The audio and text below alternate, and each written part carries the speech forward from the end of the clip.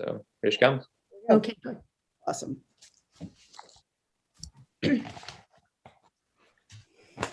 Nancy, I see you had your hand raised. So I couldn't, can you hear me? I couldn't tell if you guys were seeing me or not because I don't see me. We don't see you either. Let's see. That's All the better. right. I was here, but couldn't get in the scene. So Nancy, are you a panelist? No. I'm a member of the public and a member of the Historical Commission. Okay. So Just watching. by design, we shouldn't be able to see you during the meeting, but if you went for public comment, you can go ahead and raise your hand. Okay. All right. Great. So Nancy, your hand is raised right now, which is sort of distracting. Oh, I'm sorry. I didn't. Oh, sorry. There. How's that? Okay, so now she's I'll not a mute. member. She's not a member of the attendees, Jeremy. How come? Well, she had her hand raised, so I didn't know if she had a question, so I Okay, good. pressed allow to talk. Mhm. Hey, Gail, you are last on the list at Article 41 today, so you can, kill your camera until a little bit further on in the meeting. Okay, thanks. Thank you. So good evening, everyone. I'm going to call the Select Board's public hearing of April 27th, 2021 to order and remind everyone that this meeting is being telecast live on Concord Cable and also is being recorded and will be viewable on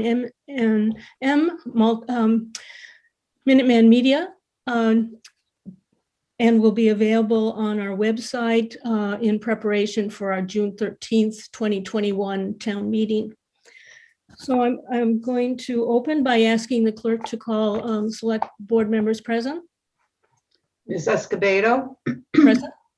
Ms. Hotchkiss, Present. Ms. Ackerman, Present. Mr. Johnson, Present. and myself, Ms. Bates, present.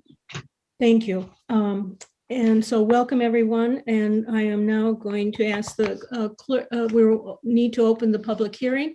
And do I hear a motion? Move to open the public hearing. A second? Second. Okay. Will the clerk please call the roll? Ms. Escobedo, Aye. Mr. Johnson, Aye. Ms. Hotchkiss, Aye. Ms. Ackerman, Aye. myself, Ms. Bates, aye. Thank you. That's unanimous and the chair so declares. So I'll just make a few opening remarks in terms of the process this evening. We have 5 articles that presenters will be discussing this evening. We ask that you allow each presenter to complete their presentation, and then we will open it up to questions, first from the select board members, and then from the public. Members of the public, we ask that if you have a question or comment to make regarding that warrant article, that you raise your hand, which can be done at the bottom of the screen that you're looking at. And also you will then be called on, and if you could please state your name and address before making your comment. So with that, I'm going to welcome Melissa Salfield to start with Article 33, which is the Demolition Review Bylaw Amendment. Thank you. So I would ask Chris there's a slide presentation that goes along with what I'm going to say. Load it up right now. Okay.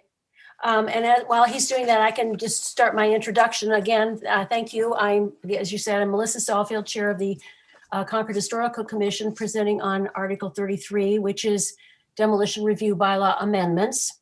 So you could, before moving on to slide 2, I would just like to say that Concord's Demolition Review Bylaw was created to establish a uniform process for preserving and protecting significant buildings and structures within the town.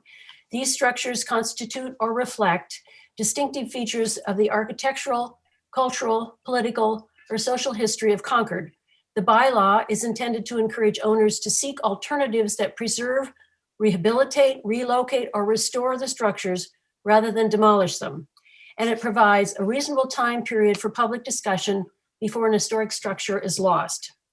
For those structures that cannot be saved, The bylaw requests documentation through photographic, video, or written materials that become a part of the public record, and those are stored at the Concord Free Public Library. I want to emphasize, along with my fellow commissioners, that the bylaw does not prohibit demolition. Its intent is simply to allow time to evaluate alternatives to total demolition. So if you would move to slide 2. Since the last changes that were made to the bylaw in 2016, members of the Historical Commission have evaluated the language and application of the law, and we have suggested the following amendments. There are 3. Revise the definition of historically significant building or structure. Change the date on which a property becomes subject to the bylaw to a rolling 50 years or older to better align with federal criteria set forth by the Secretary of the Interior. And 3, change the time frame in which a demolition delay begins following a determination by the commission. Now, moving on to slides 3 and then 4, under section 2.7, and I would point out the things that we are changing are in red and new stuff would be in green, although, okay. We propose new language that clarifies the meaning of historically significant. This will mean a structure is listed in the National or State Register of Historic Places. It's included in Concord's Survey of Historical and Architectural Resources. It's associated with an important historical person or event. It's important by reason of period, style, building method, and so on. And you can move on through 4 to 5. I'm just kind of reiterating what's there and moving on to slide 5. Finally, that it is located within 150 feet of a federal or local historic district, and it shares characteristics that are similar to structures within such a district. Moving on to slide 6. So what slide 6 does is to present the 3 points that we feel help explain why we are proposing these changes. This clarification of what constitutes historical significance, again, better aligns our bylaw to criteria established by the National Register of Historic Places. We believe that decisions concerning a property's significance can only properly be made when the structure is evaluated within its historic context. And then moving on to slides 7 and 8, which are section 3.1 and 3.2 of the bylaw. We propose changing the date on which a property becomes subject to the bylaw to a rolling 50-year timeframe. Again, we're suggesting this change to better align our bylaw with national standards. Moving on to slide 9. The 50-year timeframe is used in more than 1,000 communities across the United States. The 50-year guideline provides enough time to develop an historical perspective and evaluate a property's significance while guarding against listing properties of only passing contemporary or popular interest. At the federal and local level, the 50-year guideline also has power to influence eligibility for building codes, tax credits, rehab projects, and grant funding. And then moving on to slide 10 and then 11, these are section 2.9 and 3.5. We propose changing the beginning date of the 1-year delay from the date of the application submission to the date of determination. That is the public hearing when the commission actually makes its decision. Moving on to slide 12. The bylaw currently requires that a public hearing shall be scheduled within 45 days of the submission date to make the determination whether a building should be what we call preferably preserved or demolished. However, the public hearing is often held weeks after the submission. The applicant may request a later hearing date for a variety of reasons, and this effectively shortens the delay period of less than a year, and it takes away valuable time that could be used to work with the owner to find alternatives to total demolition of the structure. And then finally, slide 13, this is really important. This is just grammatical housekeeping. We just needed to remove some typos. So I would open it up to questions about our proposed changes. All right, thank you, Melissa.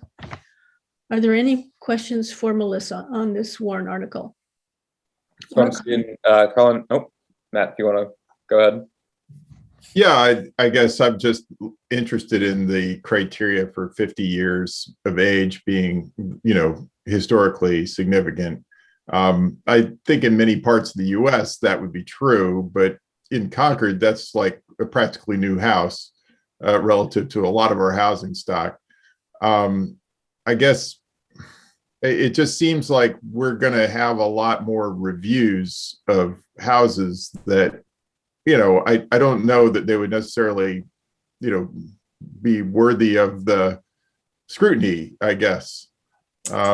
So I guess I'm just curious, there must have been some discussion and debate about this, and not to be into Concord exceptionalism. I just think of our town as being somewhat more historic than your typical town in the U.S. Well, a couple of things. One, something like Canantum. It doesn't apply so much now because time has elapsed, but it was built in the 50s. So under the old bylaw, or before our changes, it would not be considered an important set of properties. It is, in fact, it was a very important post-war planned development community.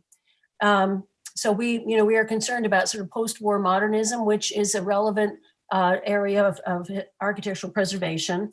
The other thing I would point out, yes, it does open it up to more properties, but if an owner submits their application, a member of the commission, as well as a staff person, it could be Heather, or it might be Marcia Rasmussen, would go to the property and make their recommendation. So it's not just because your house is a certain age, it doesn't necessarily become before the commission. Thanks. I guess I'm historically significant. Any other comments or questions from the select board members? If not, we're ready to move to the public. Any questions or comments? So I'm seeing Carlin Reed. Carlin, I'm going to click allow to talk, say her name and address, and go ahead. Thank you. This is Carlin Reed of 83 Wits End. Melissa, I've already spoken to you briefly about this particular amendment, so you can probably guess what I'm going to be asking. I have two questions for you. First, do you have an idea of how many homes would be eligible under the proposed bylaw if it is passed? And the second question is, can you give a little more explanation and put up slide number 4 of the phrase historically significant and how your committee is going to interpret that concept? Because I understand that's a Concord specific approach. So those are the two questions: the number of homes affected, and how is the committee going to determine what is historically significant? Thanks, that's it. Okay, so yeah, so it would apply to 3,759 homes as of right now. And back to slide 4, again, we had several criteria for historically significant. It would be listed in the National or State Register of Historic Places, included in Concord's Survey of Historical and Architectural Resources. And that's, there's a publication that used to be available at the townhouse. It may have run out, but it lists those properties that have been identified. It would be associated with an historical person or event. For example, I think an easy one, although these are all just what comes to mind, unfortunately, is already in an historic district, and those properties are already protected. Something like where Henry David Thoreau lived, or actually a property that did not come before us because they were not totally demolishing it was Colonel Barrett Jr., home on Barrett's Mill Road. If they had wanted to totally demolish that property, they would have come before us. Colonel Barrett Jr. was the son of Colonel Barrett, certainly of the Revolutionary War fame. And then a property that might be important by reason of period, style, building method, and so on. So that would be, significant because of his architectural design. And then finally, the notion that it was within 150 feet of a federal or local historic district, and again, shares characteristics with the properties within that district. Does that help? Carlin? As always, it does. Thank you, Melissa.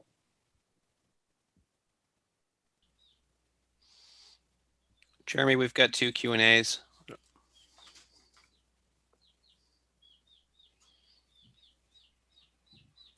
Jane? Jane, if you want to go ahead. Sorry, I had a question that sort of formed slowly in my brain. But I was wondering if the committee looked at this, or the commission looked at other surrounding towns, and if there was a comparison of language that we're adopting or is being proposed in the article. I might have to seek Heather's help on this. We have been doing a research into what other communities are doing, and what we know from other communities, by and large, is they're all concerned about the number of tear downs. Mhm. So ours isn't so much affect that as much as sort of what we felt were kind of housekeeping rules. Like, for example, the business of the hearing. What we have found, and if the bylaw was intended to be a year, because of the way it operates now, it's frequently much less than a year. And it doesn't allow us much time to work with the homeowner to discuss alternatives to a total demolition.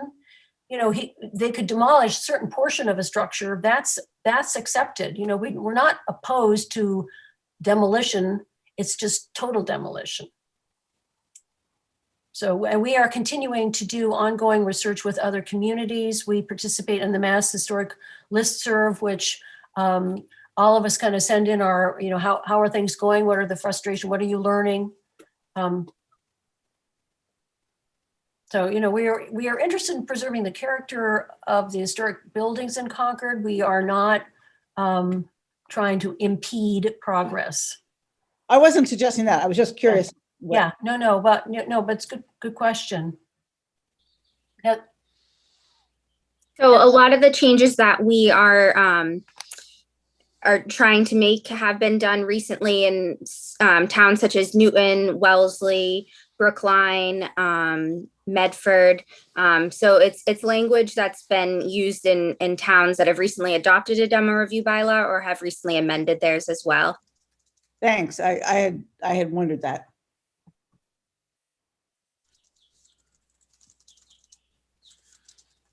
So Melissa, if I may also ask, how long does it usually take your committee to make a determination? And clearly there was, and you've already referenced the reason for moving it from the building inspector application date to when your committee makes the determination. So could you speak to both aspects of that? I mean, usually we make the decision the night they present it. It's, it's very, it is not really an onerous process for the owner. They make their, submit their application, a hearing is scheduled, they come before us and we vote. The only problem we really had is if we don't have a quorum, but we also, as I said, a member of the commission, along with either, as I said, Heather or Marcia, will go review the property. They do a fair amount of research before they come back to the public hearing. They present what they have found to us, and it includes a recommendation. And then we discuss their recommendation, and we also hear from the owner about their reasoning for why they do want to demolish the structure. And sometimes, we totally agree with them and understand and accept it. Thank you. All right. I'm not seeing any other hands up. Are you, Jeremy? Yes. So Nancy, you have your hand raised. I'm gonna click allow to talk. You can say your name and address and go ahead. Okay. Yeah, this is Ryan Bucas, but Nancy's here beside me. But in that case, if I understood correctly, Melissa, you said it would apply to 3,750 properties? Yep, 3,759. Okay, my understanding is there's about 6,000 in town. Is that correct? I would have to defer to Heather or someone, I'm not sure. I just know this is the number that our statistician provided for us. Well, but I think the number is about 6,000 households in Concord. And that would mean that more than half of all the houses or buildings in Concord would fall under this jurisdiction. But recall that most structures, when they, when there's someone, when Heather and a member of the commission, I or somebody else in the commission goes out, we look at that it has to fit into the criteria that we've established that we deem historically significant, and many properties do not. But- Simply because it's an old building, it doesn't mean it would be, we would vote that it would be preferably preserved. Yeah, but forgive me for following up on that. The definition of historical significance depends very much on the opinion within the historical commission at that moment. For example, somebody who'd run unsuccessfully select board 5 times might be historically significant to somebody. That sounds silly, but that could happen. The other point that I would like to make is that given the very slow rate of replacement of houses and the very slow rate of development in Concord, because there's very few places where new houses can go, at the end of about 15 or 20 years, it will turn out that 75% of the houses will be falling under this definition as being more than 50 years old, and that this proportion will, I think, grow progressively. So this becomes a very, very substantial thing where the criterion is not well defined and where it applies to, as directly put down here, the first moment of enactment, more than half the houses in Concord. I suspect that would be noted at town meeting. Thank you. Okay. Diane Proctor, if you want to go ahead with your name and address.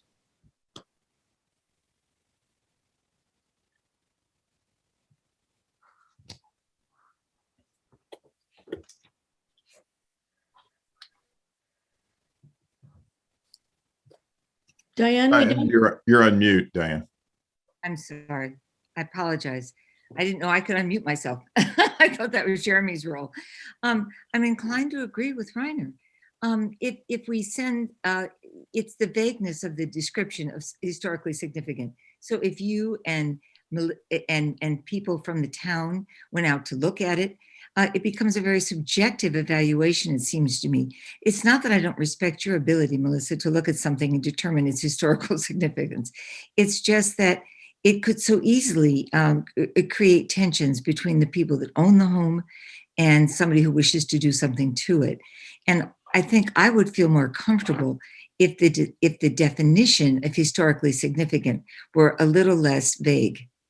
And so I would wonder if that's possible. Thank you very much. thank you.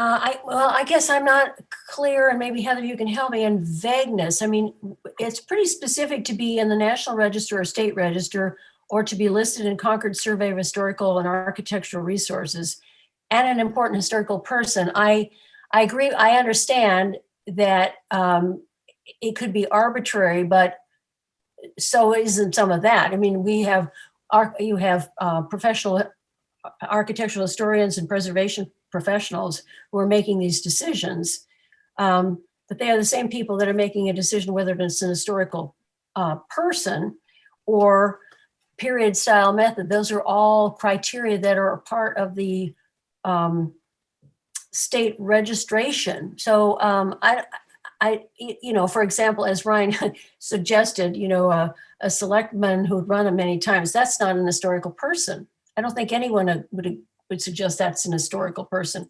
That's a person who lived in history, but we're talking about importance.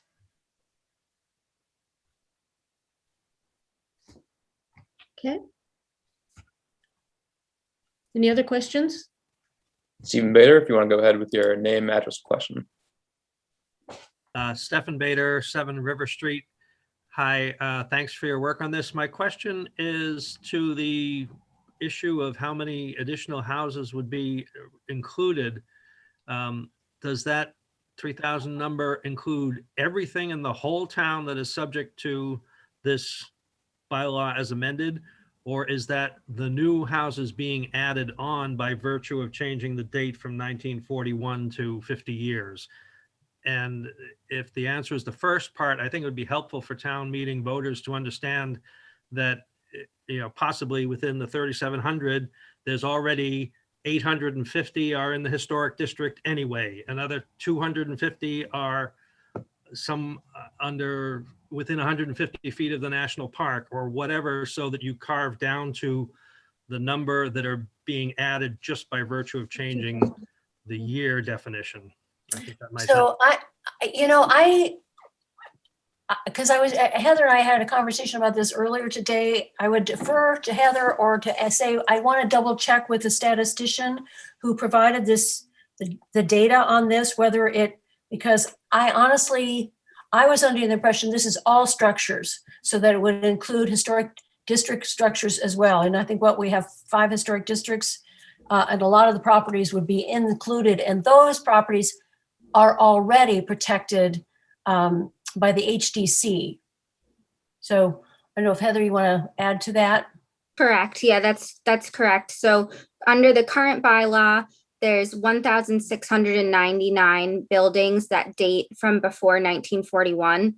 And then total for the new proposed bylaw for the 50 years or older is 3,759. So that includes the current 1,700 buildings. But like Melissa pointed out, that also includes buildings that are in the historic districts, which don't actually trigger the bylaw. So you're really only adding 2,000. Correct. Thank you.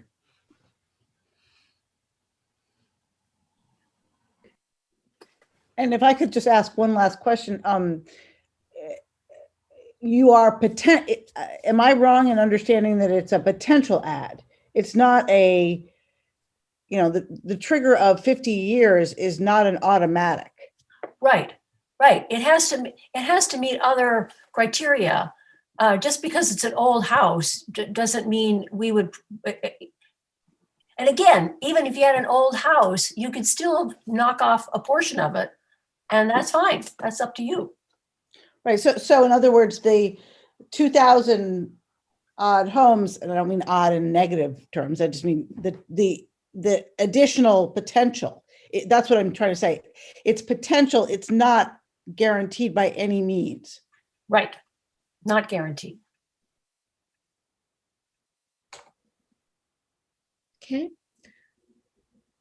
Jeremy, does that conclude the questions? Do not have any more raised hands. So it looks like it. Okay. Well, thank you very much, Melissa. There will be one more opportunity at the very end of the meeting for additional public comments that somebody may think of. But for now, thank you for your presentation and for fielding the questions. Okay. Yeah, thank you. I think we're now ready to move on to Article 31, which is the fossil fuel infrastructure warrant article. For those of you who are following along in your warrant booklet, it's on page 24.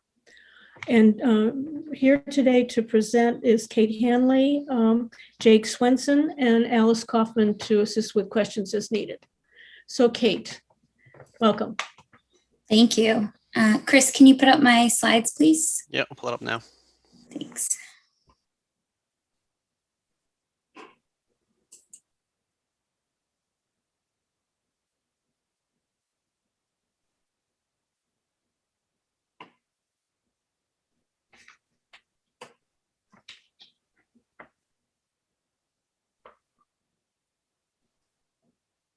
Excellent, thanks. Hi, everyone. My name is Kate Hanley. I'm the Director of Sustainability for the town, and I'm here today to present to you Article 31 on behalf of the Select Board. Article 31 seeks to request home rule petition for Concord to enact a general bylaw prohibiting fossil fuel infrastructure in new construction. If approved, Concord would require new construction to be fossil fuel free. This article is recommended by the Climate Action Advisory Board, and it's the next step in Concord's journey to reduce greenhouse gas emissions.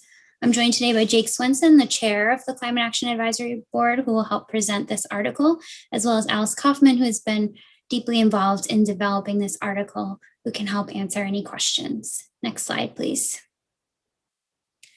Article 31 is written in the warrant is to determine whether the town will authorize the select board to petition the general court for special legislation to establish the town's authority to regulate the use of fossil fuels in new construction as an important step in meeting the greenhouse gas reductions approved by Concord voters in Article 51 of the 2017 town meeting.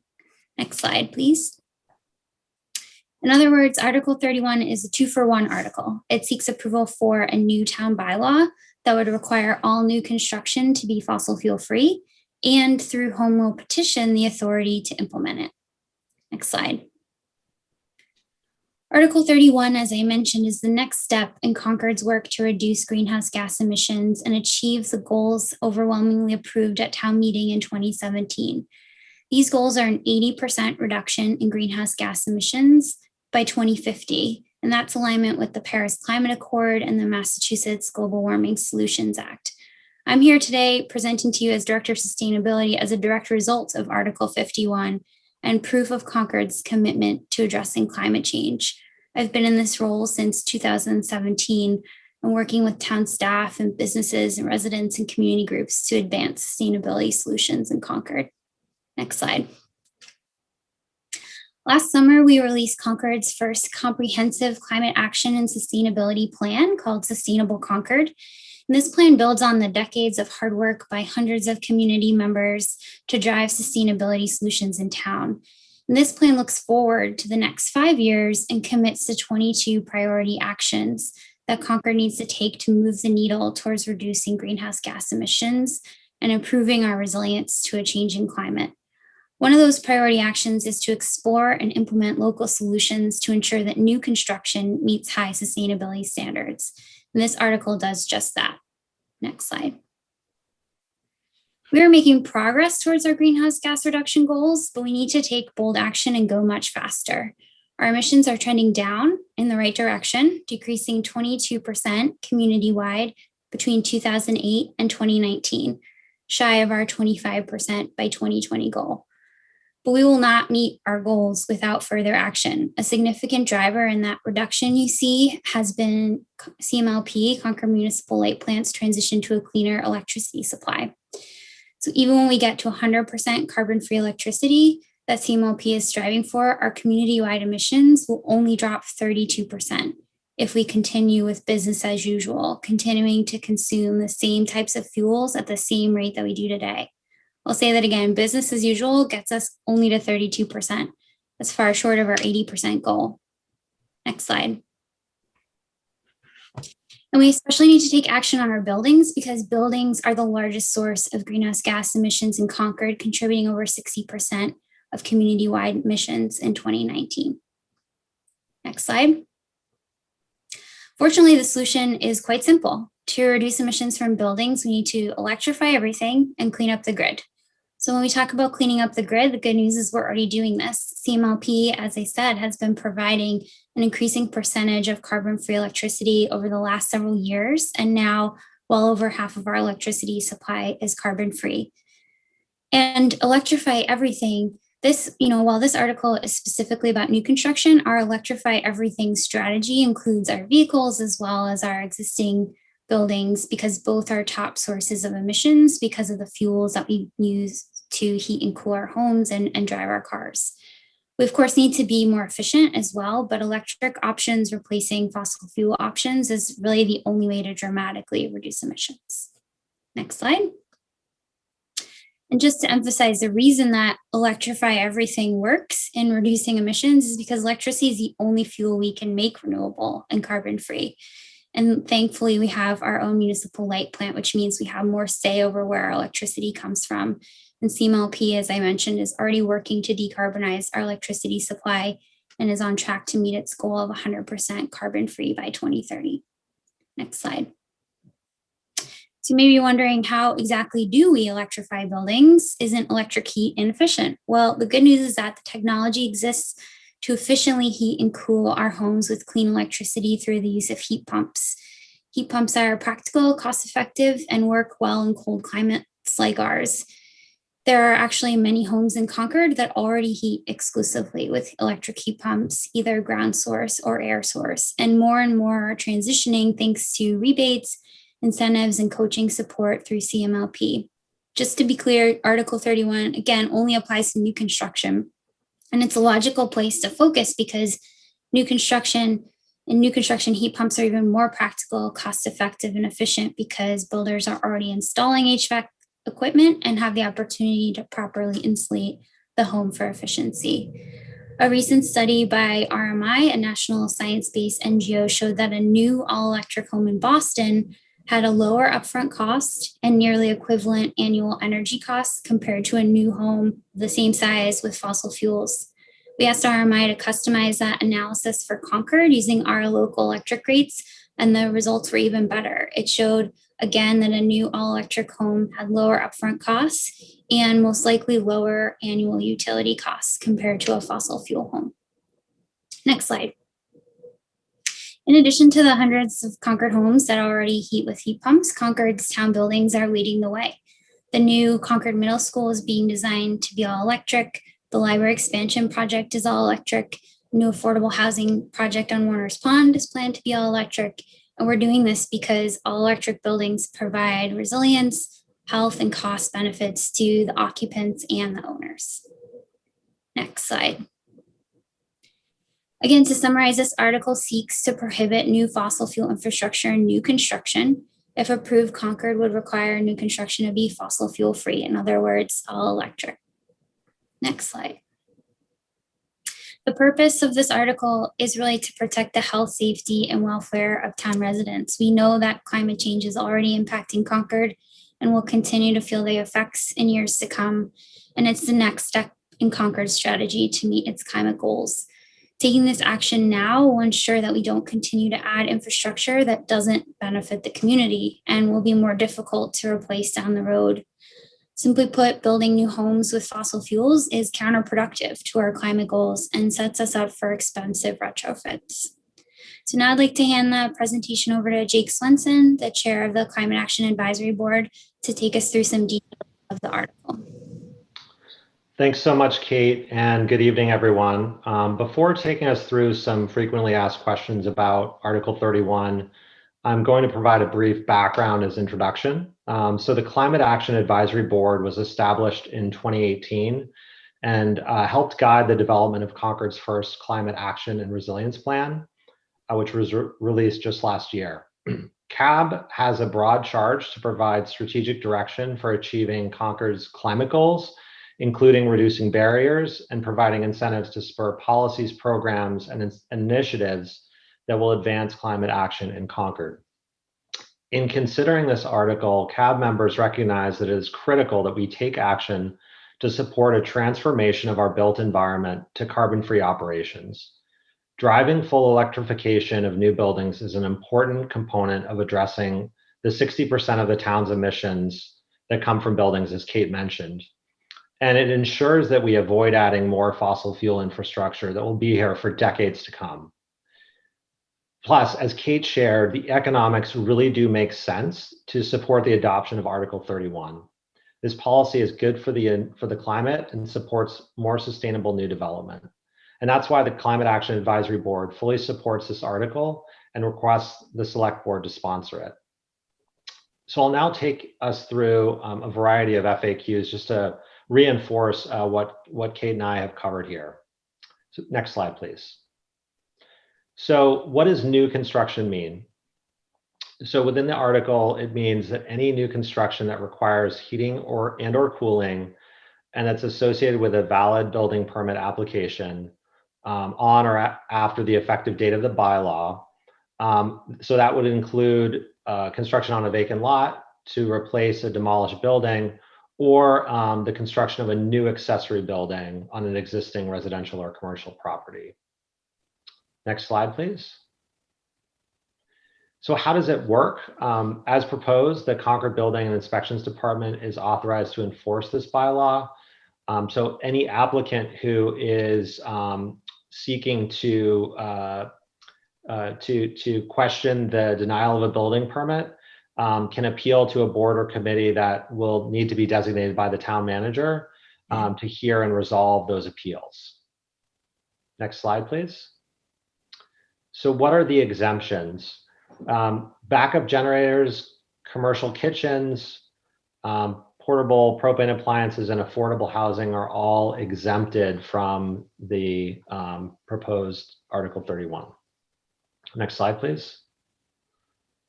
So as Kate mentioned, this does not apply to existing buildings. It only applies to new construction.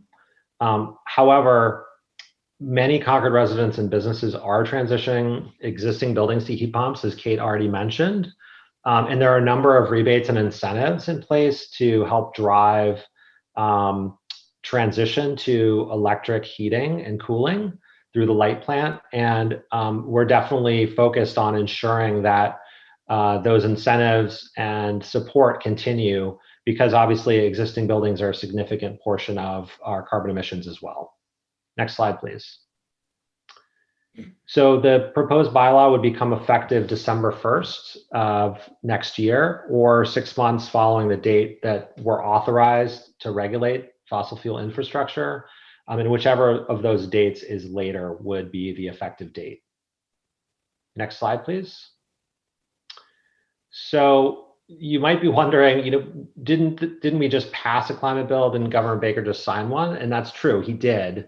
And it's a great bill. It's called the Next Generation Roadmap Bill. And it does include a provision to allow municipalities to opt into a net zero stretch code.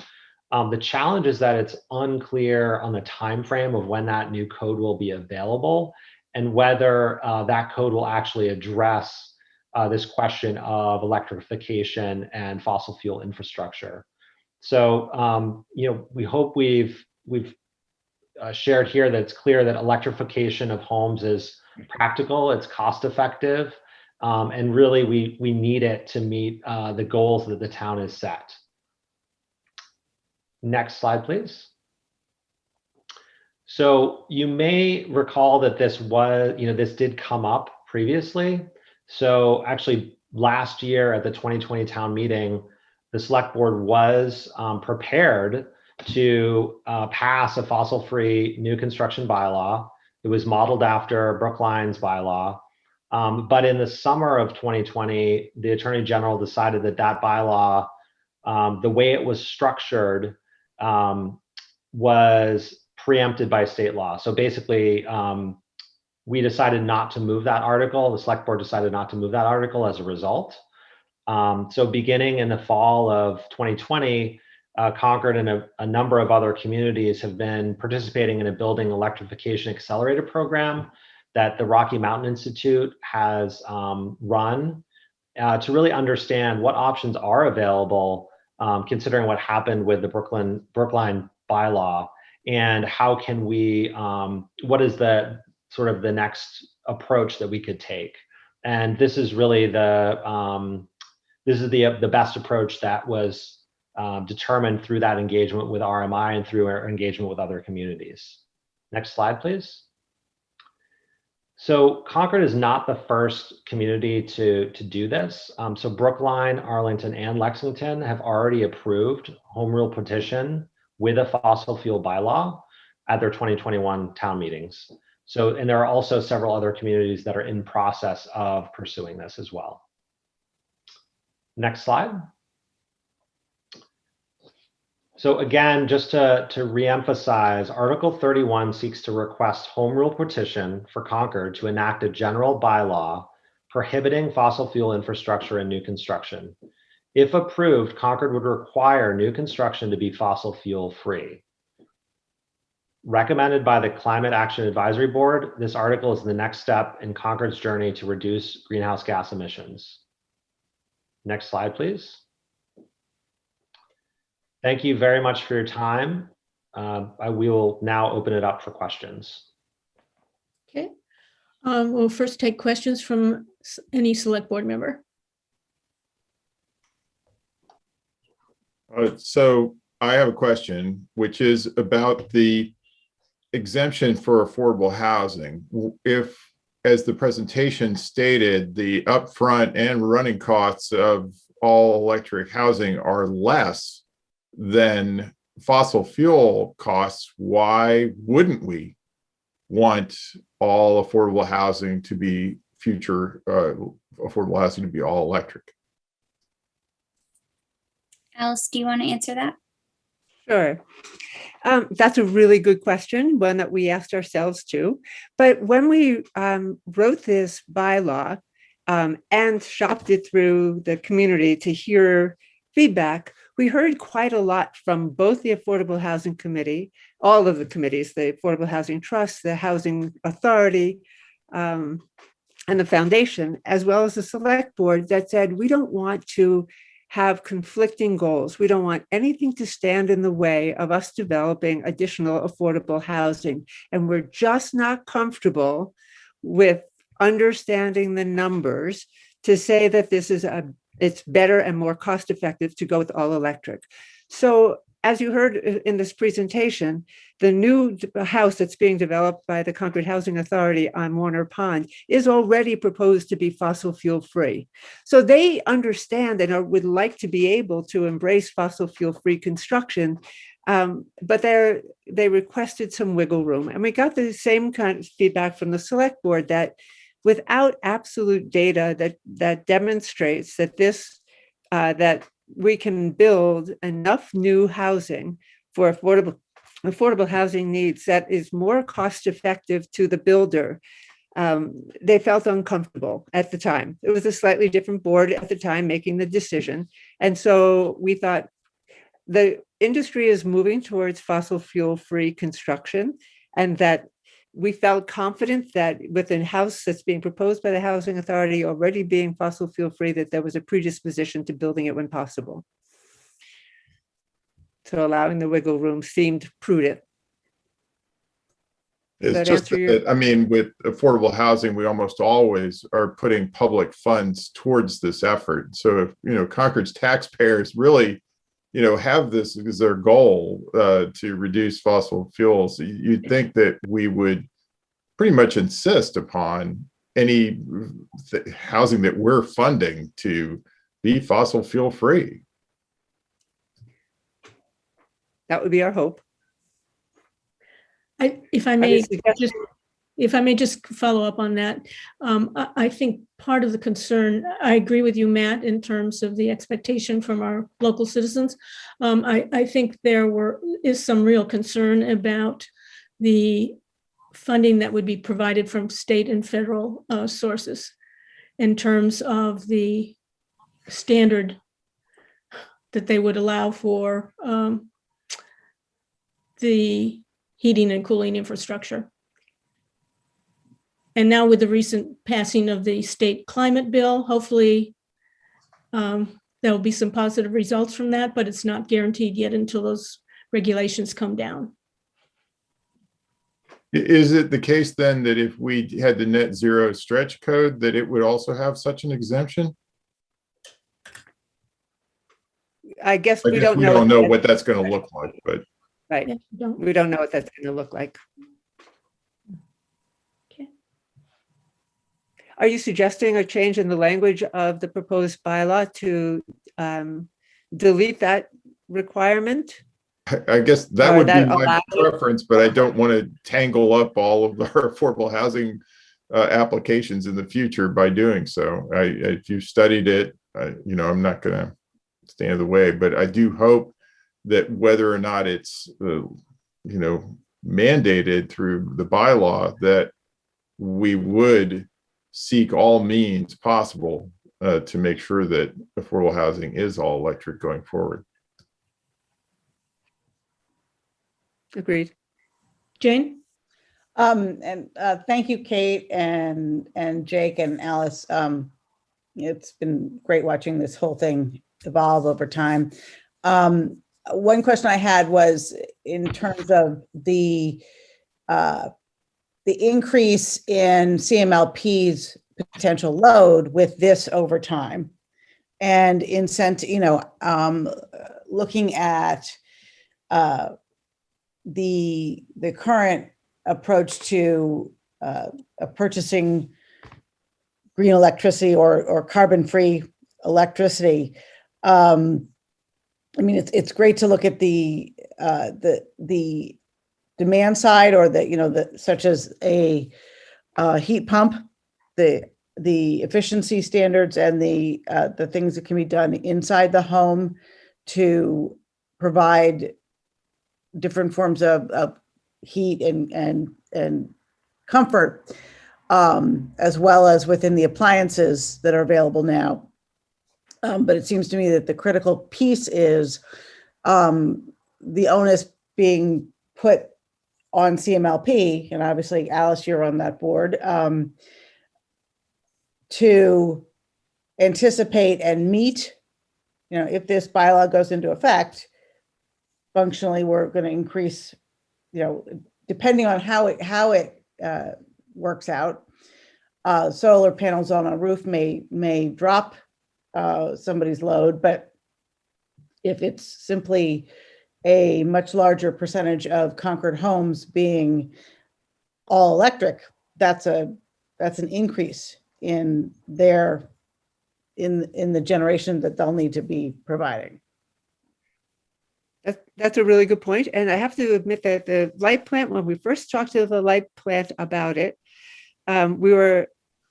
we came away with great confidence that the light plant could meet the energy demand of the number of new construction homes that are happening in Concord. But your question is a really good one, because as we move towards electrifying the entire fleet of vehicles in Concord, we will need to really think hard about how we manage peak energy use throughout a day. So we provide incentives now for people who have electric vehicles to charge between 11 at night and 7 in the morning. But if all of a sudden at 11 o'clock at night, 7,000 vehicles, plug into the grid and say, feed me, we need to be able to manage that flow of energy. And the light plant itself is already looking at all of the strategies they need to be thinking about going forward to both electrify our homes and provide a constant source of energy, as well as our vehicles. Mm-hmm. So it's definitely part of the long-term strategic plan that the light plant is engaged with.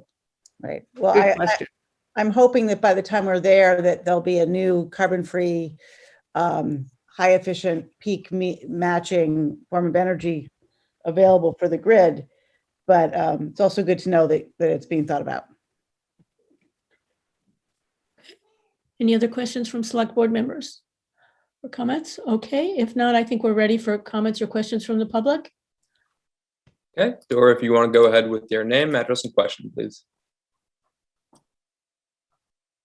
Hi, Dory Keogh, 51 MacArthur Road, and mine is not a question about the article which is being discussed, but a procedural article, and it's a question which has been on the Q&A since the beginning of tonight's meeting, and that is that it's in COVID time, one of the difficulties is not being all together, obviously, but is there some way that in these meetings, and yours is the first hearing, and there'll be more to follow, that there's a way to have the people be able to see who else is there, so I have no idea whether there are 5 people watching or whether there's 1. And when a person is asking a question, for the person asking the question to perhaps be able to be seen and to react in some way back and forth. COVID is difficult enough. I know the technology is here for this because we've been to meetings like this. I'm not trying to interfere with this particular article, which is an important one, but I think it's also important that the communication be understood to be as communicable as possible, and I don't think we've quite reached it. So I hope that you'll consider in the hearings to follow pre-town meeting that be considered. Thank you very much. Thank you for your comment, and I'll just point out that at the bottom of your screen, if you press on the participant button. No, there's no participant button. If you move your cursor all the way down to the very bottom, you'll see participant button, and it shows that there are 59 people attending. And if you press on that, to the right of your screen will appear a list of everyone who is in the meeting at this time. Hopefully that helps. I can only go down to the leave button, and I can't get down any below that. Did you move your cursor to the middle of that lower? Yeah, I think that the options are different for panelists than they are for participants. I don't think the participants necessarily get visibility to all this.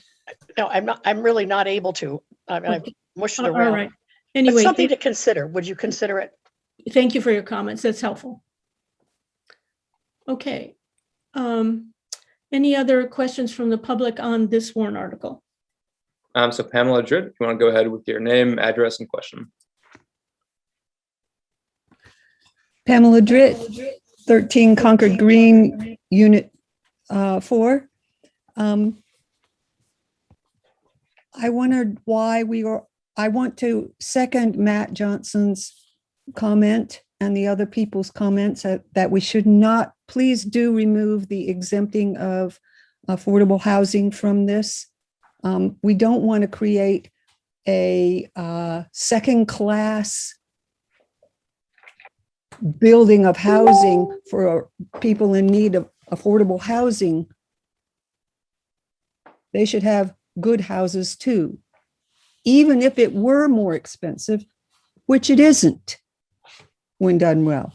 And also, I want to know why we are exempting generators when battery backup is now available at the same or less cost, and would be useful in helping us get over the peak grid problems and making us closer to the future where we're generating all our own energy here on the solar panels on our roofs, and the light plant doesn't have to buy as much.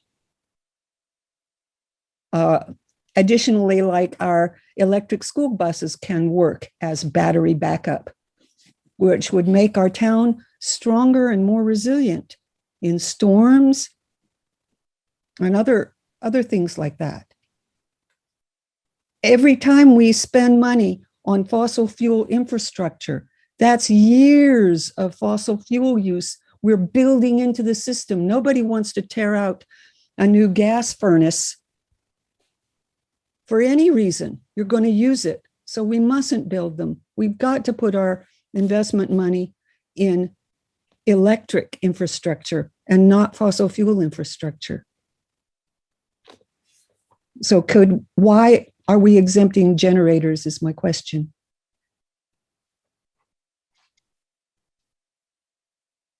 Turn your speaker on. It is on. Someone available to answer that question? I can answer it. Okay. Backup generators are used very, very infrequently. The availability of battery storage is not widely available yet. It is a futuristic hope that we would be able to produce and store our own energy at our homes, but it's just not a technology that's matured enough. The cost of putting in your own battery pack in a garage is upwards towards $15,000 or more to have the off chance of being able to need it when you're experiencing, a difficulty where you would like to have your backup generator. The backup generator does not require underground piping. It is a delivered fuel, not a direct line pipe from the street. And that's basically what we're trying to resist, is developing new infrastructure that would bring the gas line into a new house. So this would be a delivered fuel for the sole purpose of providing backup electricity if somebody were to need it. Okay. Any other questions from the public? Chair, if you want to go ahead with your name, address, and question, please.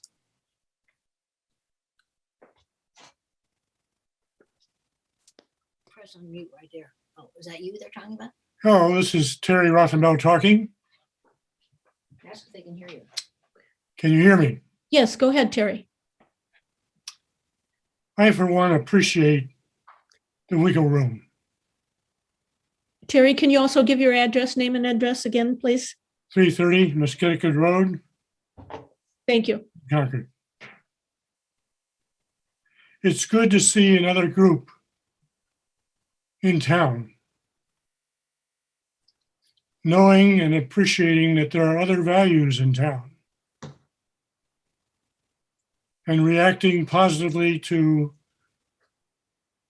housing statements at this time that it needs that wiggle room. I'm not sure that the Giroux House has been designed because of economics. I think that the Housing Authority wants it to be that kind of house. So I, for one, am not sure of the economics of electricity when you put everything together as it may be for individual places. But I do want to thank you for taking another group's interest into your consideration. Thank you for your comments. Next question. Brian Folds, if you just want to say your name, address, and question, please. Thanks. Brian Folds, 33 Riverdale Road.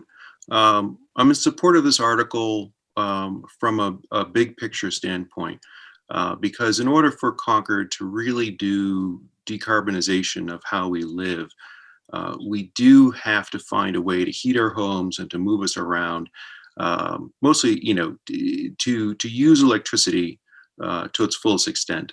The more important bit to this is, for buildings, the state building code dictates what we can do here on the ground in town. And through this article, we can signal to the state, which controls the building code, that we want change. We want, the standard building code is catching up to the stretch code, which we've adopted. So, we can't push developers further on these decarbonization efforts without a net zero code. And as a town, we need to signal to the state that we seriously do want this ability to do a net zero code. And so I fully support this article. I'm not as concerned about this exemption or that exemption because it affects most of new construction. It affects buildings like mine, which are 4,000 plus square feet as a single family home. You want that to be an efficient structure. And this change would make more of those homes, including the spec building, to be more efficient. So thank you. Okay, thank you. Linda Miller, if you want to go ahead with your name, address, and question, please.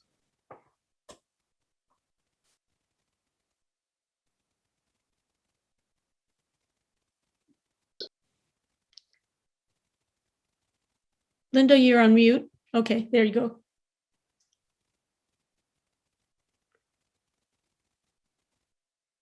Linda, unfortunately, we still can't hear you. I did not raise my hand. I'm sorry. Okay.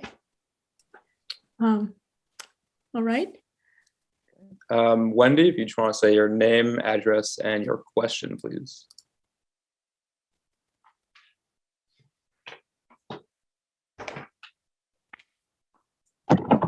Can you hear me now? Yes. Thank you. Sorry, I can't change the clock. So first of all, I'm Wendy Ravelli, 42 Bow Street, Concord.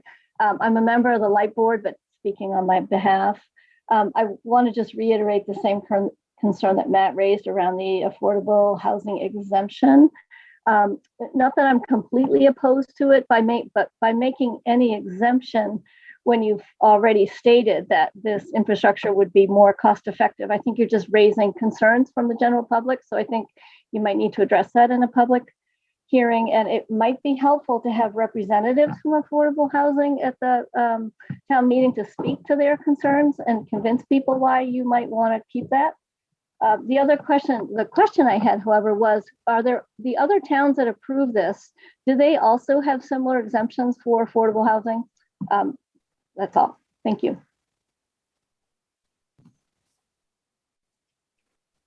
I can take that if you'd like. There are a range of exemptions that each of the towns have proposed in their local bylaw that reflect their town's interests. So I don't know how many actually have an exemption for affordable housing. I know that a number of new multi-unit affordable housing projects have been built in Somerville that are all electric, but I don't know that they are required to since they don't yet have the bylaw. So I think there's a range that goes with a dozen or so communities or 15 communities that are seeking home rule petition and this bylaw or something similar to it that reflects local interests. All right, thank you. Next question. Either Nancy or Ryan, if you would like to go ahead with your name, address, and question, please. Thank you very much. Ryan Bucas, 1360 Monument Street. This is an important article and goes to a very important issue in which I've been involved now for more than a decade in terms of trying to get clean electricity. But one of the problems that we have is that electricity is not, by definition, emission or fossil fuel free. The latest data which I was able to get from the state of Massachusetts and the energy people said that right now 14% of electricity in Massachusetts is, quote, renewable. 14%. That means 6/7 of the electricity is now derived basically from fossil sources. So that simply to say it's electric does not mean it's fossil free. And if you take into account further the fact that electric generation is not 100% efficient, then in fact you can get numbers which show you that a gas water heater and a gas stove in fact yield less greenhouse gas emission than an electric one. On the other hand, you win with a heat pump heating system because the efficiency of the heat pump is well more than 100%. So in fact, you get more by taking heat, for example, from the outside world and not from combustion. What Concord is doing and is very proud of doing is that we have, in fact, a smaller amount of, we see it, of non-renewable electricity. This constitutes in large measure emissions exporting. For example, the town of Concord is very proud some years back because we bought all the electricity from a wind farm in upstate New York. That renewable electricity is not available to the people in that part of New York, right? Who then will have to find other sources of electricity, probably from fossil sources. So that we need to think very broadly about what we're doing when we make a proposal that simply says electrifying is by its nature fossil fuel free. We aim for fossil fuel free broadly. It's a great thing to do, all right? But we're not there yet, and we may not be there for more than a decade. If we can get there in a decade, actually, we're aiming in the country to get fossil fuel free by 2050 or thereabouts, which is a pretty long time out in the future. So I think that while this is well-intentioned, it does not yield what we sort of pat ourselves in the back to say, oh, well, we in Concord, we're going to be fossil fuel free. We're all electric. Not so. If you plug in your electric car, unless you're charging it with solar panels, that electricity right now comes from natural gas. Right? And we given the inefficiency of generating electricity, which is about 50%, the inefficiency of transmission, the inefficiency of charging your electric car, so forth, you wind up probably using more emissions, all right, than you would by a fossil fuel car. So these are numbers which we don't like to hear, we don't like to think about. But I think that this is very broad and would even preclude, for example, running a propane-powered stove in your house if you wanted a gas stove. We use a heat pump in this house, all right? I drive a hybrid vehicle, all good things. They don't ultimately make much difference. And I think that this is an article which, if the real goal is to reduce greenhouse gas emissions, then it's about 10 years and maybe 20 years ahead of its time. Sorry about that, but we cannot make wishful thinking replace facts. And it's wishful thinking that by electrifying, we will in fact wind up fossil fuel free. Yes, along in the future, but not now and not in this decade, according to the state's own projections. Thank you for listening to this diatribe. And it's just tough when you do real numbers, it's tough. Thank you. Okay, thank you for your comments. All right, Sven, if you want to go ahead with your name, address, and question, please.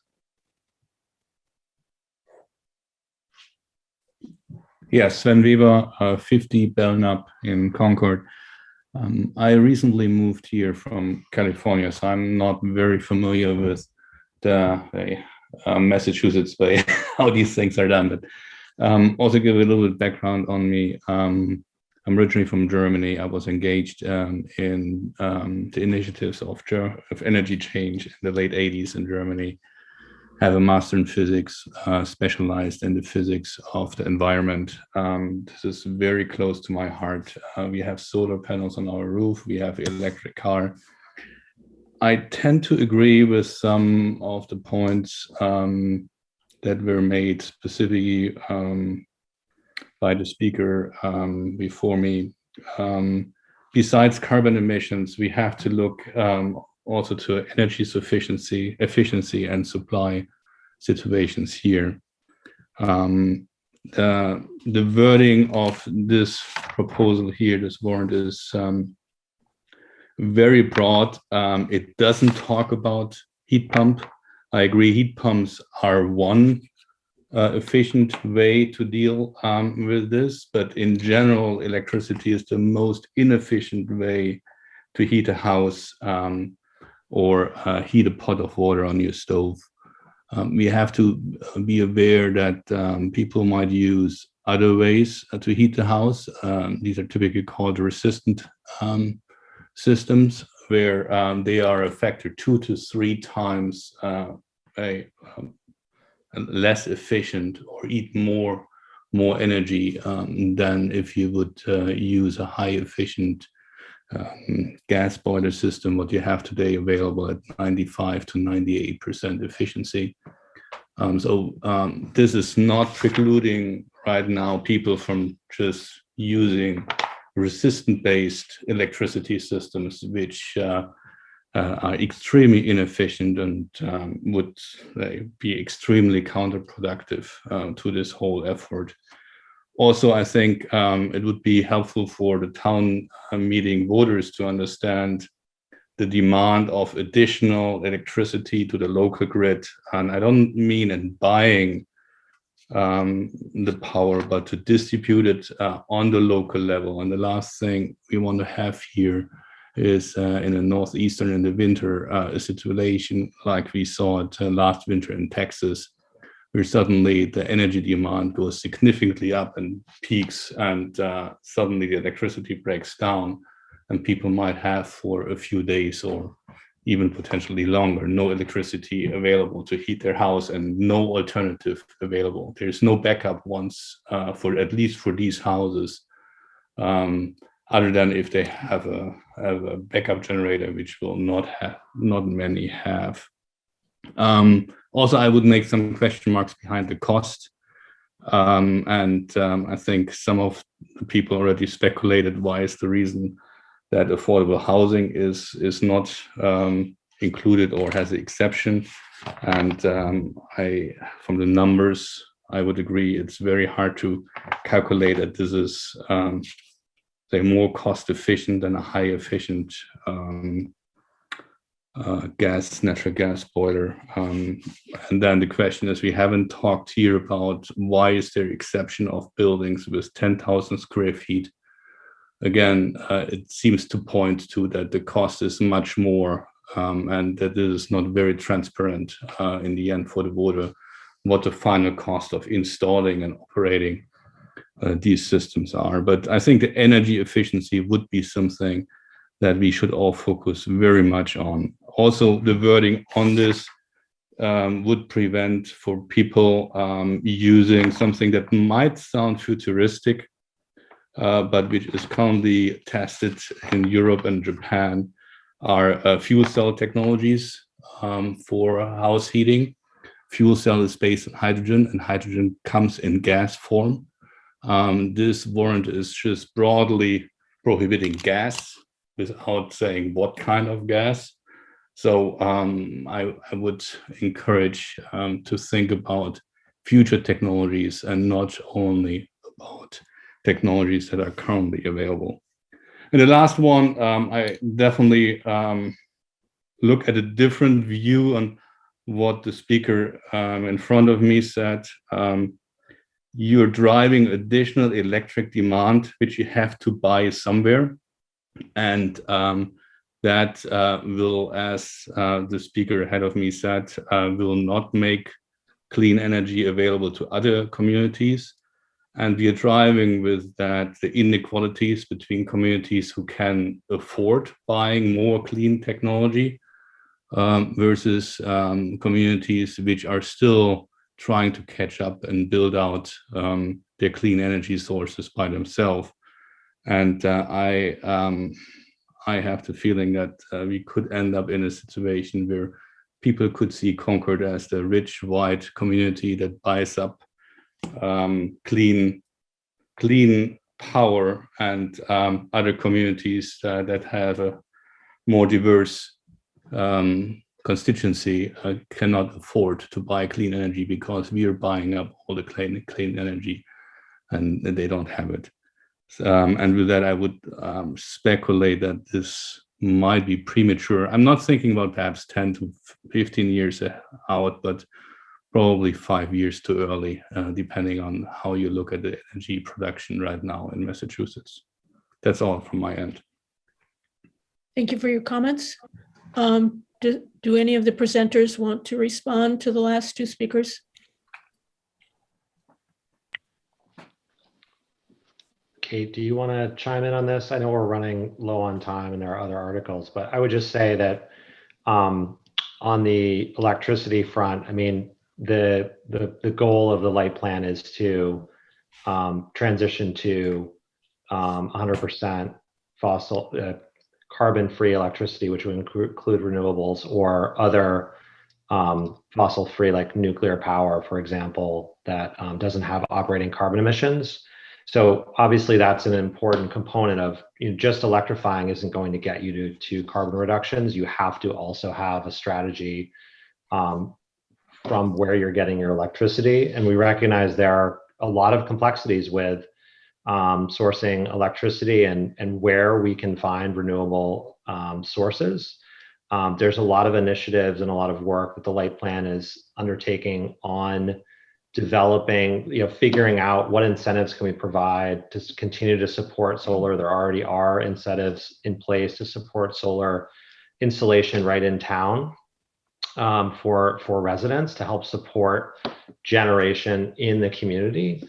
But we are going to have to source outside of the community, and that's just kind of the reality which we do today. So I think that's to that point around electricity. It's obviously these two things work hand in hand together, and they're part of the strategy. And then I think, from the efficiency comments around natural gas versus electricity, I think we can maybe look to provide, get some more information from Rocky Mountain Institute. There's been a lot of analysis in this, and we didn't share all of those details, but there's a lot of research that's gone into the carbon emissions associated with these systems and looking across the entire system from the fossil fuel infrastructure system to the electricity system, and looking at the existing grid and electrifying a home versus fossil fuel infrastructure and how those compare. And electrification compares favorably even in like kind of today's environment versus moving towards ever increasing amounts of renewable electricity. So I would just make those points, hopefully clarified a few things. I don't know, Kate, if you had anything else you wanted to add or that I missed. I think you covered it really well. Thanks. Okay, any other comments on this warrant article? So we have D. Ordner. If you want to go ahead and say your name, address, and your question, please. Thank you. D. Ortner, 169 Thoreau Street. And I'd like to just echo the comments made by the two previous speakers. Mr. Bucas alluded to, or not alluded, he stated about the where the source is going to be and what would be the impact to the source. And I think that that's really significant. And I appreciate Jake's comments that he made. But I think that that is a really significant point, and that has been raised before 2 years ago at one of our other hearings. Now, the other point that I wanted to make is on page 24, section 2, line 4. And it says that they will enforce restrictions on new building construction and major renovation projects. Could you please describe what a major renovation project would be?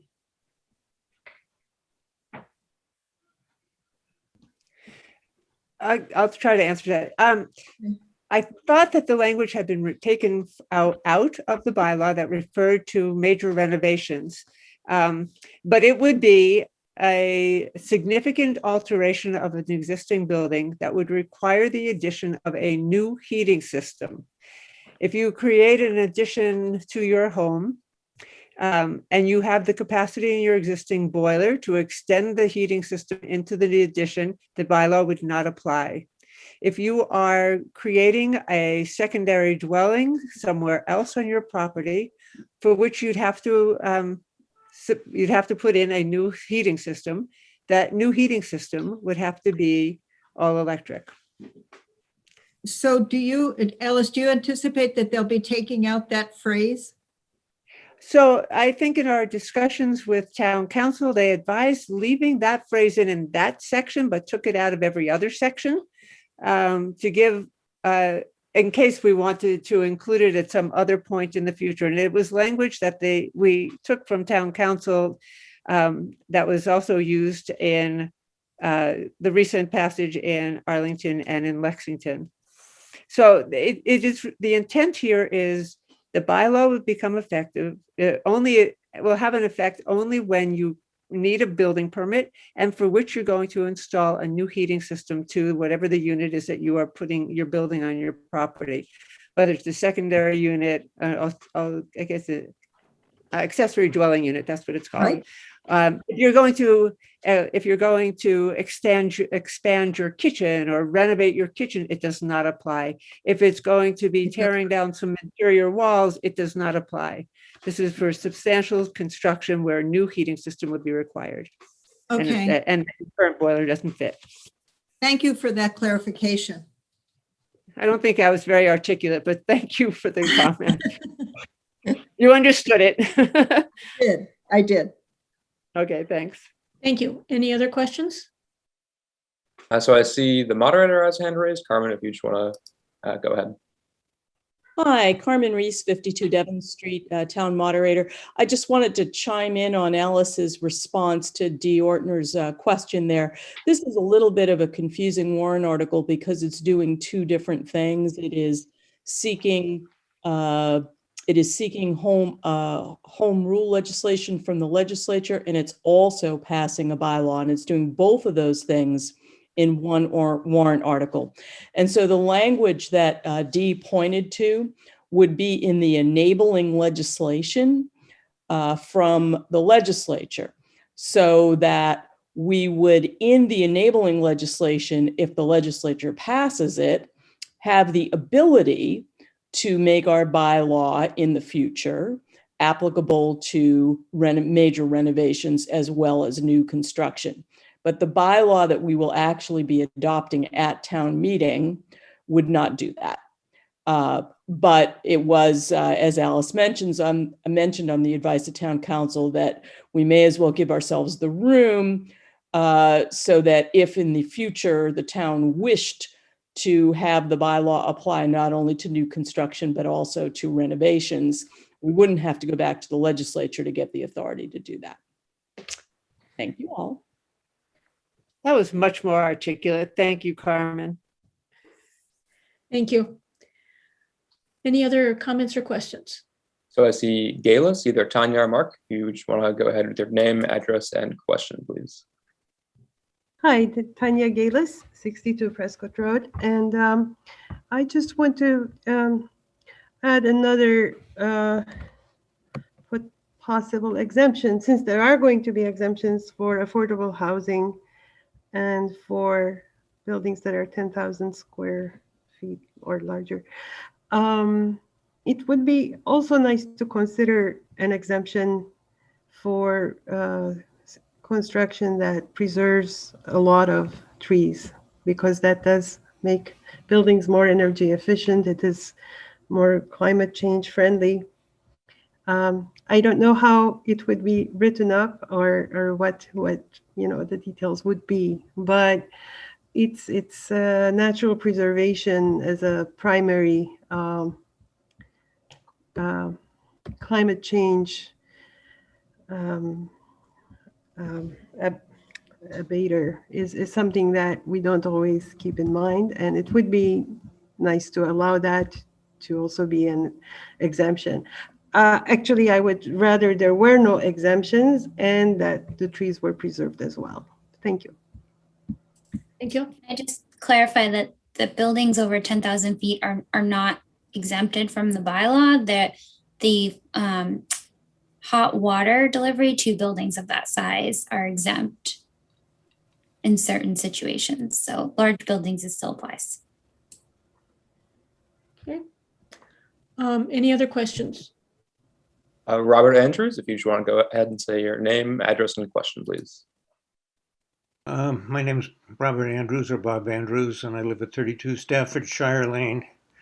I think that the concerns raised by Mr. Bukes and others regarding the sources of the energy we're talking about are rather distressing. I mean, I see this article as one that's really badly needed to address an urgent problem. Climate change is not slowing down.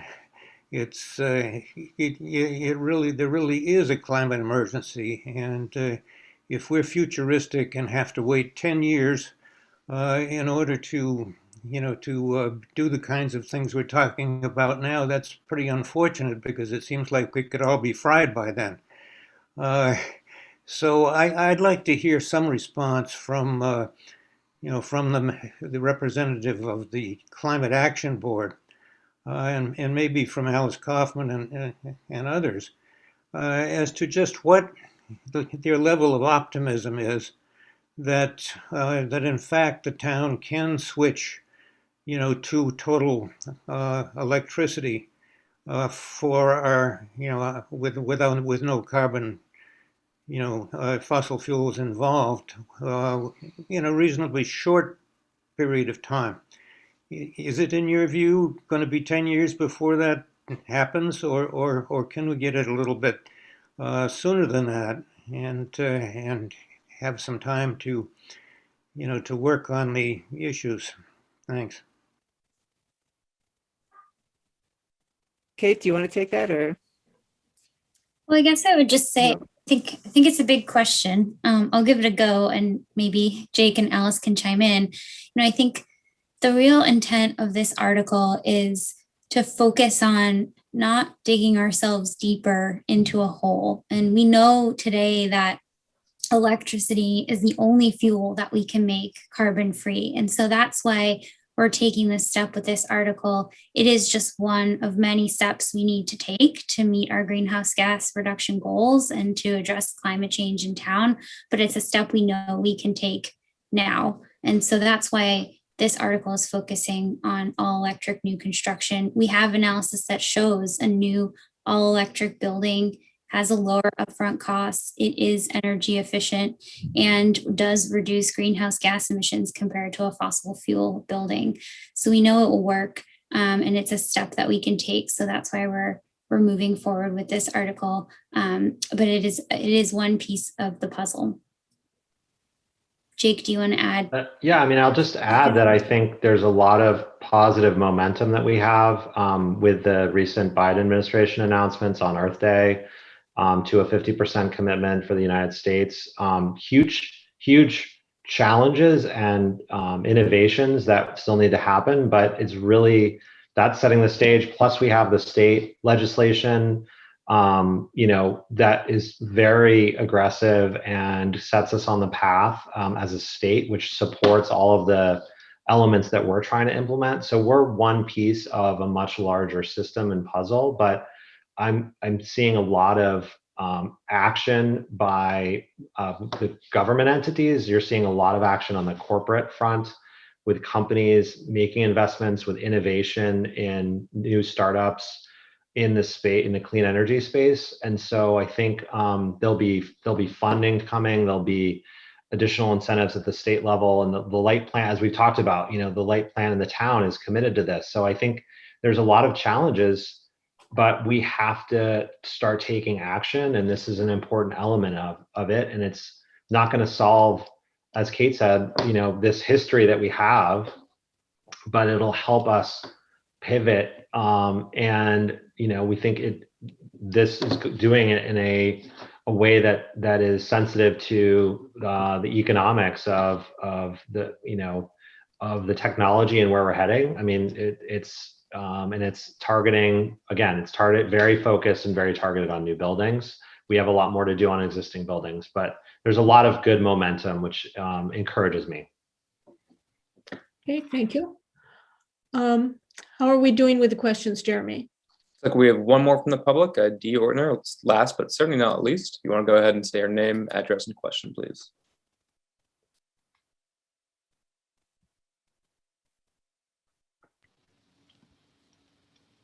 She may have just left her hand up. I know she asked a couple other questions. Yeah, that could be. Okay. And then in that case, D, if you don't have a question, Gail, you have your hand up. I'm not sure if you have a question or a comment. I do. Thank you. Yeah, I have a slightly different view of this article. I'm not a big fan of it. I think it's a very heavy-handed approach when I would really like to focus on some of the things that Mr. Bukes and Mr. Weber, I think is his name, efficiency. I mean, we can do so much more with efficiency, and natural gas and even oil can be really efficiently used in a smaller home. And I would just really like to see more focusing on using less electricity rather than forcing people to make this or that choice. Specifically, I was wondering if this article were to pass, would Concord possibly be subject to a lawsuit from the fossil fuel industry? And the second sort of subset is, I guess my concern, I am concerned about the natural gas pipelines around town. I understand there are many leaks, and I just don't see how this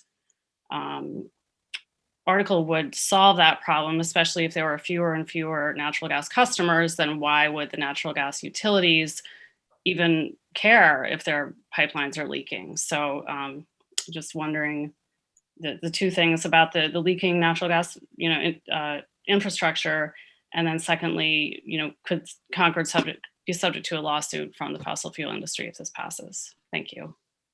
Okay. Gail, you may have said it, but would you just please repeat your name and address? Sure. I'm sorry, I didn't say it. Gail Heyer, 54 Nancy Road. Thank you. Right. Does anyone want to respond to this last comment or question? I can take a stab, and I'll turn to Kate and Jake to help out. I think the 2 points. One is about what would create the inertia for the gas companies to fix leaks. There are several bills in the legislature now that would continue to require the gas companies to fix leaks as they see them. They are already under order to do so from the Attorney General, so the leaks will be fixed.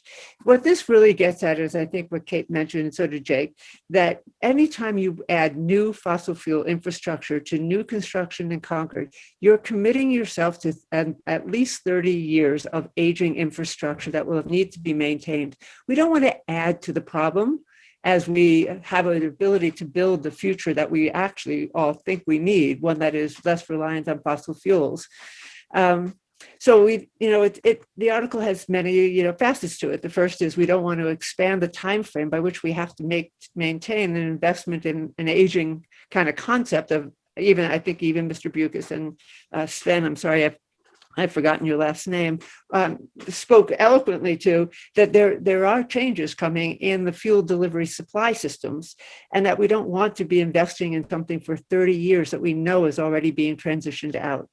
So I think that's the first one. And your question about whether we would open ourselves up or are we liable for an appeal or a lawsuit from the gas industry? It's possible, but so would the state of Massachusetts. As the Commonwealth has also said, we are transitioning away from fossil fuels. The Attorney General is requiring that the utilities in Massachusetts come up with a decarbonization plan for their own utilities. And so, as you know, we would be identified as one of the communities, as well as the entire Commonwealth, that is seeking a just transition away from fossil fuels. And that includes making sure the questions that I think Sven raised about the equity for those who can afford to invest in carbon-free sources, that this goes across the entire spectrum of the communities that we have in Massachusetts. And it does rely a great deal on increasing the efficiency of housing, so that we can reduce the total amount of electricity or gas used. So it's a combination of things. Did that answer the question, Gail? I would not mute. Yeah, I think so. Yeah, thank you. Okay, thank you very much. So we've entertained a large number of questions, which is important because these public hearings provide a basis for the general public to review going forward and prior to our annual town meeting. So we thank everyone for their comments and questions. I think, Jeremy, have we concluded with the questions on this warrant? We do have one more, Mark Hansen. If you just want to go ahead with your name, address, and question, please. Okay. Yeah, can you hear me okay? Yes, we can. Okay, hi, Mark Hansen, 340 Holdenwood Road in Concord, of course. My question is, has the committee looked at all at trans-seasonal thermal storage? It's a procedure that's been used in Canada and Denmark as a way of offsetting the heat requirements in winter for a building. And that's all I got.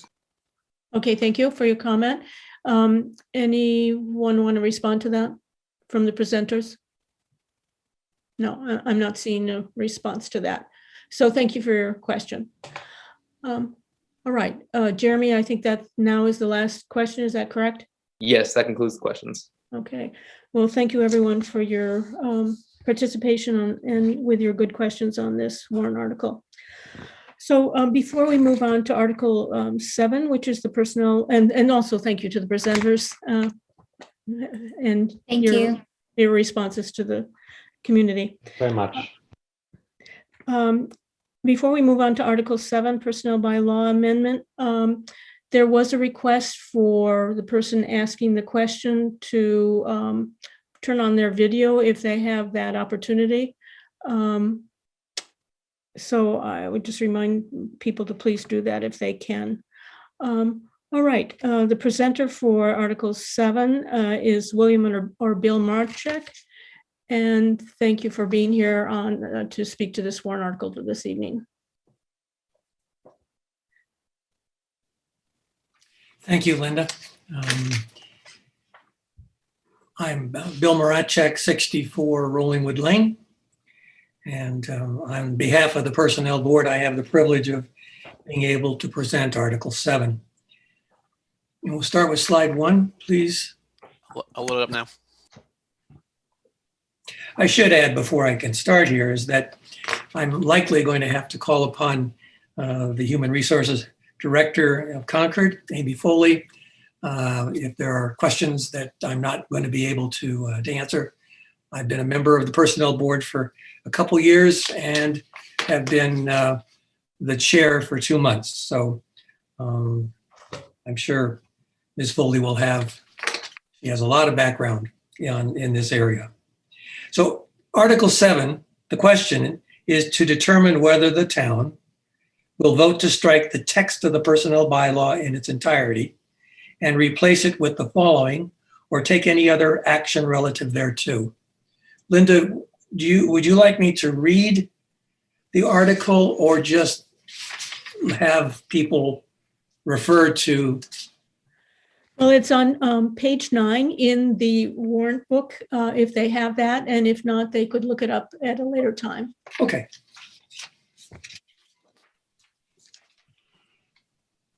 So the next slide, please. So through Article 7, the Personnel Board recommends that authority for establishing, amending, and administering non-union personnel rules regarding wage and paid leave provisions be shifted to the town manager. Under the current system, non-union wage plans and paid leave provisions must be approved by the personnel board, and then it has to wait until the next town meeting to be finalized, which can be weeks, if not months. The board finds this approach, the personnel board finds this approach, which requires waiting until the next town meeting for approval, to be inefficient and ineffective in managing the town's human capital. We'll go to slide 3. So I think it's important just to take a few moments here, and the next 4 slides are intended to help understand what is the existing personnel bylaw. In 1972, Concord exercised options under Massachusetts general law that allowed the town to use a bylaw adopted and amended by town meeting to classify positions into groups based on similarity of work or responsibilities, establish minimum and maximum salaries to be paid to employees in positions so classified, consolidate bylaws pertaining to personnel administration, and establish a personnel board to administer such bylaws. Next slide. The personnel bylaw's purpose is to establish an equitable and efficient system of personnel administration for town employees. Now, it does not apply to all employees, as it specifically excludes school positions and those covered by a collective bargaining or personal agreement. This means that the personnel board and town meeting approve plans for 58% of the town's 330 regular positions, while the town manager approves wages and benefits for 42%.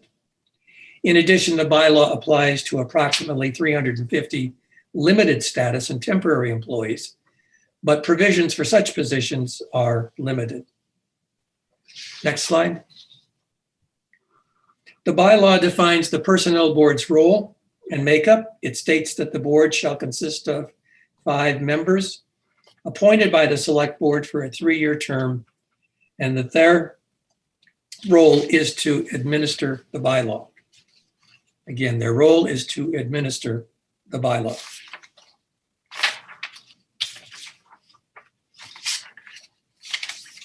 Slide 6. The bylaw consists of 14 pages with 20 sections, which outline non-union compensation-related policies or the designated authority for establishing such policies. It includes job titles, salary ranges, and paid leave benefits, keeping in mind that the authority for creating a position lies with the town manager, not the personnel board. Next slide, please. With that understanding of the current structure, let's move on to why the personnel board has recommended a change. The bylaw's structure is no longer consistent with its stated purpose of establishing an equitable and efficient system of personnel administration for town employees. The town's current approach was adopted before many current factors existed. Since 1972, the field of personnel administration has grown more complex as the town's human capital needs. Employment laws are changing rapidly. Many, such as the Massachusetts Equal Pay Act, must be applied consistently across the non-union and union workforce, making it extremely difficult to have multiple authorities for establishing compensation and benefits. Additional services such as Broadband, the Minuteman Media Network, and the Swim and Fitness Center have contributed to the town's need to have agile personnel systems. Most recently, the pandemic highlighted limitations with a system in which updates take a year to implement. I want to point out that Labor Council advises there's a risk of personnel bias or legal error in the current structure. The complexity of the classifications, wages, and leave laws for municipal employees, along with their ever-changing landscape, requires detailed and current knowledge, which a board of volunteers is unlikely to possess to the degree needed to independently fulfill its responsibility for interpretation and implementation of the bylaw. The town needs a modern personnel system that is responsive to ongoing organizational needs, workforce supply and demand, and changing employment laws.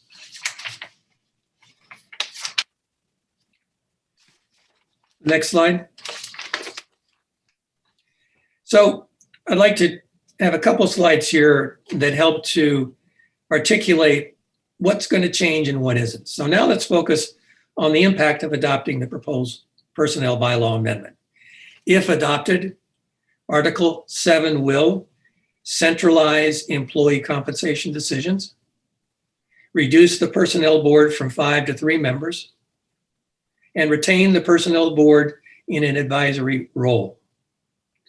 This advisory role will provide opportunity for citizen engagement and the exploration of workforce trends when needed. Next slide.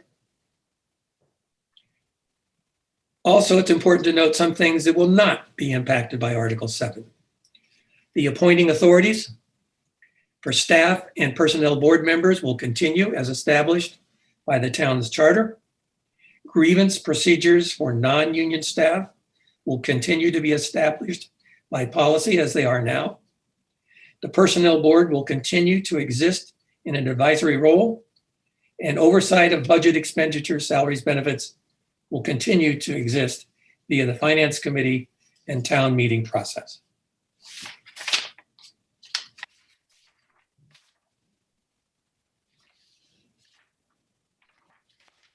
Next slide, page 10.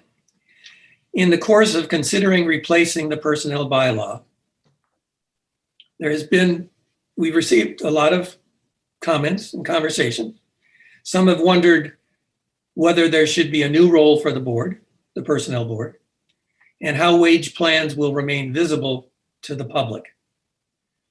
The personnel board has spent some time talking and thinking about this and recognizes the value in further exploring these topics.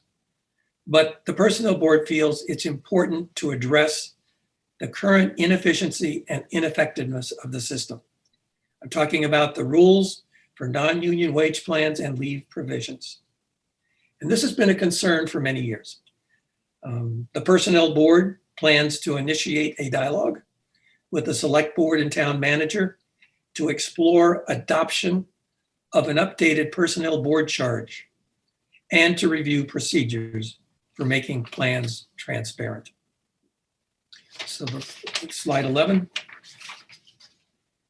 Given the consistently changing landscape of employment law and trends, the personnel board recommends adoption of a new approach to the personnel bylaw via approval of Article 7. And that's it, Linda. All right.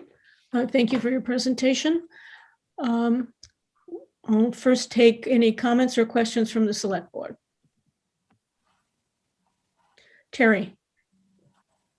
Yes, I have 2 questions. One is, I'm looking in the warrant, item number 4 on page 10 in this article. It says the personnel board shall, at the request of the town manager, advise the town manager regarding the manager's obligations under this bylaw.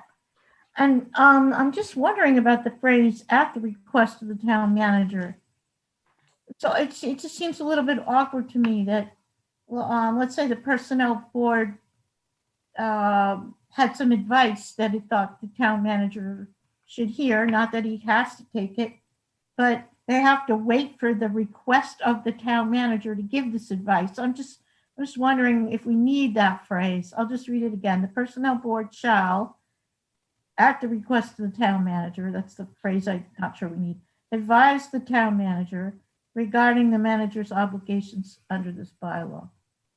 So I'm just wondering why we need that phrase. Well, I think you've raised a good point.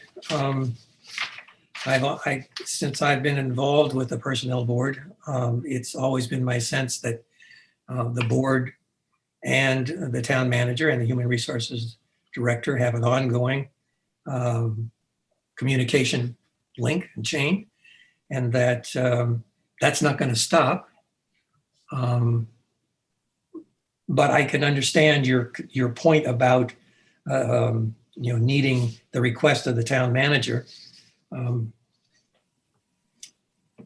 don't know, maybe Amy, you have something to add on that point?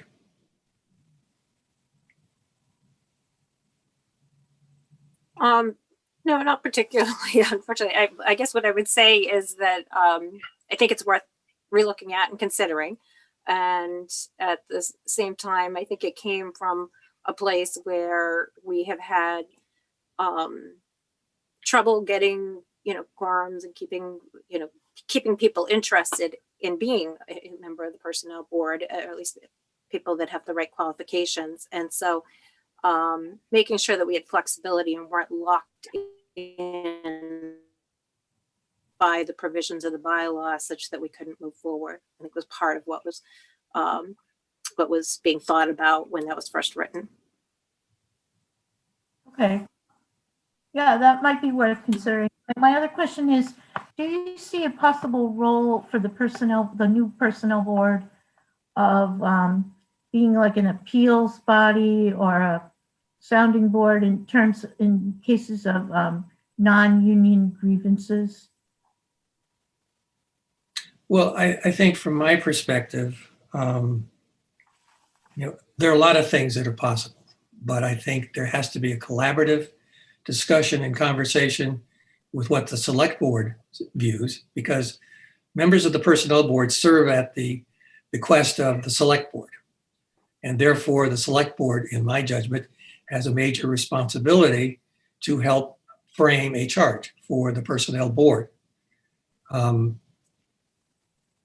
We shouldn't serve in a capacity in which we're making operational kinds of decisions. I don't think that's the purpose of the personnel board. But to answer your question, I think it would require conversation with the select board, the town manager, and the human resources director to help frame exactly what could be possible. Okay, so just a quick follow-up. So what you're saying is, first you want to go to town meeting and pass this article, and then come back to the select board and redo the personnel board's charge? Well, yes. I mean, I think we've got the personnel board for several years now has had this issue of the authority and what it's really, where the authority should be for decisions regarding comp and benefits, and that needs to be taken care of now. It's been an ongoing source of discussion. Right. And yes, if that's the first thing we're going to tackle, which I think and believe that's the right thing, the right approach, then yes, we would move, as the slide presented, we would move to incorporate this conversation in terms of what is the future and what is the role of the personnel board and what should its charge be going forward. Okay, thank you. Any other comments or questions? Jane. Thank you, Linda, and thank you, Bill.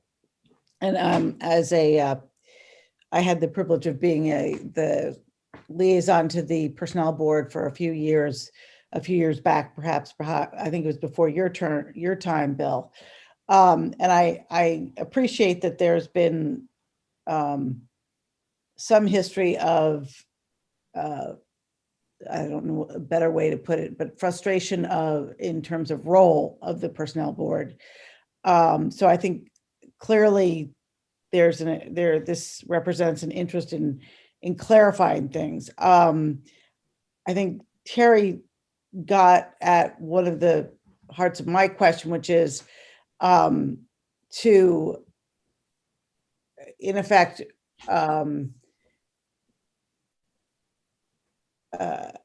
offer a change to the personnel board, but before we've actually determined what that change is going to be, seems a bit cart before the horse. And since this is a board that is, it's a select board, and it is therefore it operates as a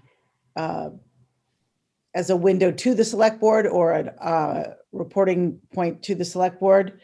I think we need to spend some time thinking about where we want to go with this before we say it's broken. And I'm not suggesting that there aren't improvements necessary, because I've certainly heard that in the past. And I think that I think Terry also got it at something, and I noticed that it was in the list of things that you identified as not being changed, such as the grievance role of the personnel board.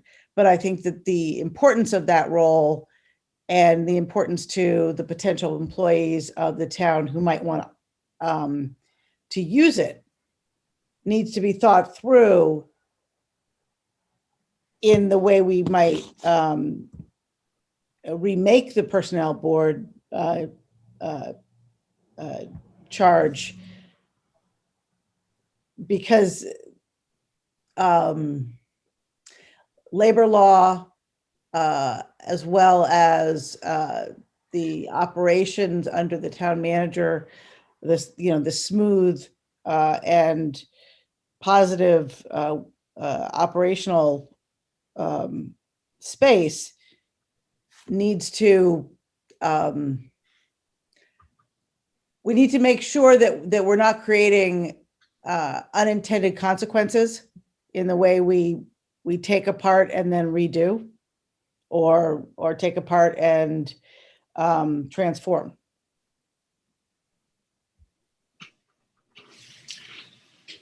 Well, I thank you for the comment. I can only recite my experience over the last couple of years, in that the manner in which the town goes about approving non-union changes to compensation, job titles, and leave, in which you have to wait many times, almost a year it could be, to make things final. I really believe that we can parse this and deal with that particular issue, that which has been an ongoing issue and a topic for years, from what I understand, without it all impinging or diminishing or interfering with what the role should be. I really see them in the future as two very, very distinct elements. But that's just me. Maybe I can ask my question more directly. Is one of the goals here to be able to potentially align job positions and compensation pathways more quickly, so as to be an attractive hiring space or a responsive hiring space? And if that's the case, I guess I was just not seeing that as clearly articulated. Well, I think one of the consequences of what's being proposed is essentially, yes, is to be more nimble, to be able to deal with the changing workforce environment, the changing demands of attracting talent and keeping people. It will certainly be much quicker. It'll be more nimble, and I think a lot more efficient and responsive to the needs of the citizens of Concord than currently exists. And in my mind, as a taxpayer, I'm all for improving efficiencies. I'm all for making certain that we can be nimble enough to keep and retain and get new talent, because that's really, people make the community. And so that is going to be a consequence, and I think a desired consequence. Come on.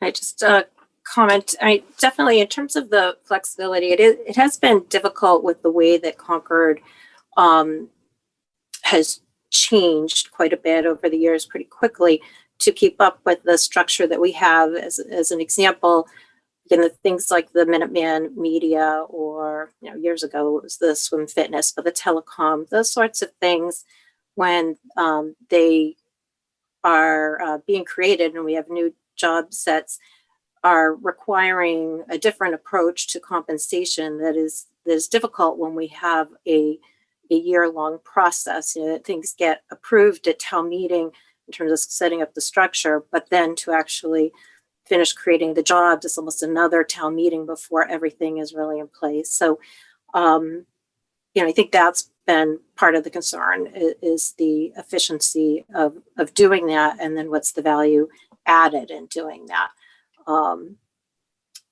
I wanted to mention on the grievance procedures. Again, there is a policy now that's not covered under the bylaw, so we do have that in place.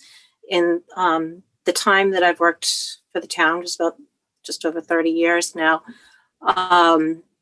it's only been used a handful of times. Now, I don't know, when it's really needed, that's fine, but it's just to give you some perspective, it has been there.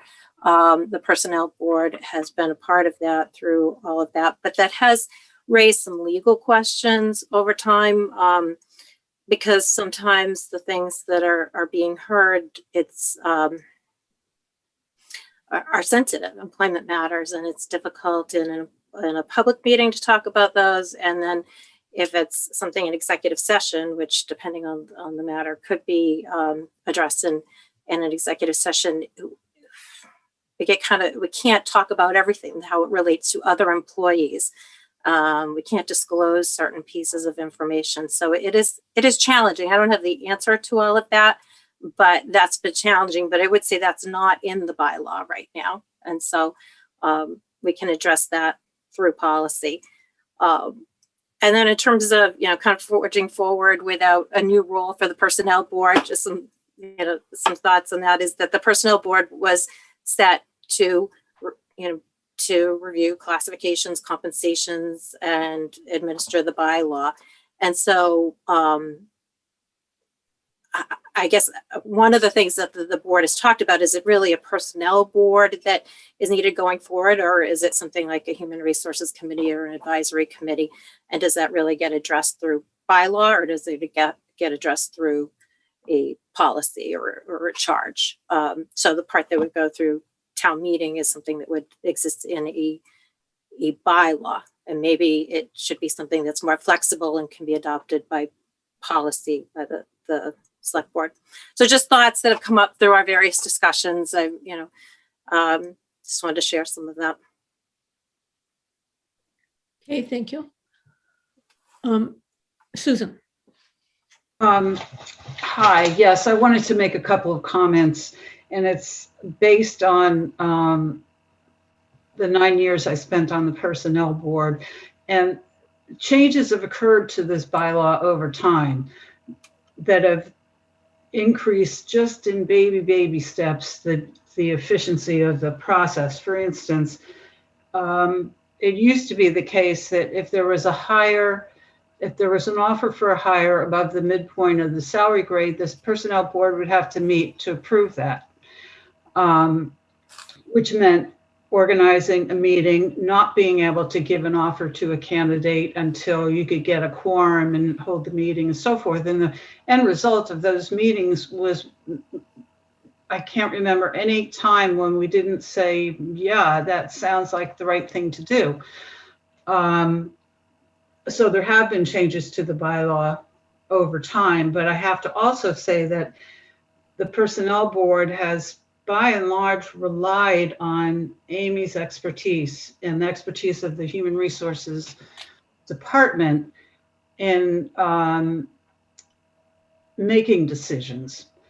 And the genesis, I think, of the personnel bylaw was before we had a professional Human Resources Department, and this committee was doing much more nuts and bolts, like salary and wage and benefits and those sorts of things, which we have really no expertise and no we can't professionally, Bill can because he's got the background, but traditionally the members have a kind of a broader town view, but not a specific HR lens. And so the purpose of the role of the committee has been in question for many years. This isn't a surprise. This is the time it's coming up. And I want to say one other thing about this, and that is, as I've said before, the first meeting I was at, there were two former select board members on the personnel board. And one of the first agendas that we had, they said, what is our role really? And this was 9 years ago. So this has been percolating for a long time. It so happened that when the chair before Bill became the chair, she really wanted to take this by the horns and tackle it. And so that is how it comes to be on our agenda for 2021 and not in it, but it was in the thought process for a very long time. Okay, thank you. Any other, Jane? Just to follow up on Susan's comment, was this thought process reflected in the Town Government Study Committee? Because I know a lot of the things that we are initiating now came either from comments made or acknowledgements there, even if they weren't necessarily final report pieces. I don't know the answer to that. I was commenting on my personal experience on the board. I don't know if it was in that study or not. I was actually thinking more of whether Amy knew or Bill as the chair knew. I certainly don't. I don't think that it specifically was addressed. I think there weren't any recommended changes for the personnel board. Yeah. If I may, I did look at that recently, and it was actually specifically not the personnel board, along with a number of other committees, was specifically not addressed as and I don't remember the page number, but there's a section where it talks about the committees in the charter, and there's a number of them that that the report suggested that no change or there's more to it than that, but it basically it didn't address it really in a meaningful way. Hey, Terry. Well, listening to all this, I'm really struck by, I agree with Bill that every time I go to town meeting, I am frustrated by these articles. This year, they're number 5 and 6, where we're just putting on the consent calendar to ratify what's already been done. And that just seems out of date, inefficient. We're not nimble. We should change that. That's been a problem for many, many years. I also agree with Jane. I think that we haven't thought through all the other parts. And we have to be careful not to create unintended consequences. I mean, I'm just trying to imagine if this article passes, and now after it passes, we start talking about the role of the personnel board. It really does feel, like Jane said, putting the cart before the horse. So I'm wondering if we can maybe just do the part now where we give the town manager the authority to do all this stuff in Article 5 and 6, the classification and compensation plan stuff. But the select board really takes some time to meet with Amy and Stephen and the personnel board to really sort through what are the other things that we want to do? Because we haven't, the select board at least, we haven't had any conversation about that yet. And so I just don't feel ready to do the rest of it, except for that part, which is a huge part. Doing the classification and compensation part would help us be more efficient and more nimble. But I don't think we've thought through the rest of it yet.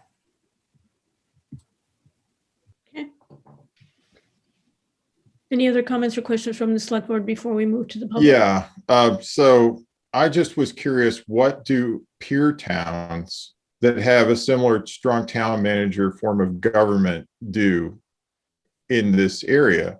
And what has been their experience? Have any of the others of them adopted an approach like the one that you're proposing here? And if so, you know, how's it going? And what other approaches and how are they going?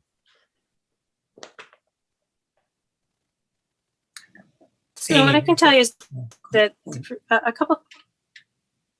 Okay. I'm sorry. Did you want to go ahead, Bill, or we? No, I was just gonna. You've already done some work in this area, so. Yeah, there's been a couple times through the years that we've done some informal polls of personnel boards. There was one in 2005 that we had preparing for town meeting, and at that time we found that several towns with similar structures didn't have a board, or they had one but they really weren't using it.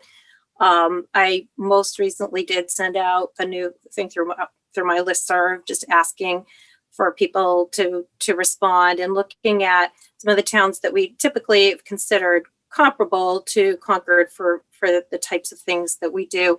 You know, some of them have boards, although they've talked about several of them have changed in their role. They're mostly advisory. There are towns that don't have them, may have in the past, but there's been a trend towards with some of them of you know, really looking at it, do we need this anymore? But towns that don't have them, from the responses I got most recently, Lexington, Burlington, Danvers, Bedford, Weston, Mansfield, Andover. Acton has one, but says they haven't used it in years. So, you know, and there are some that have them.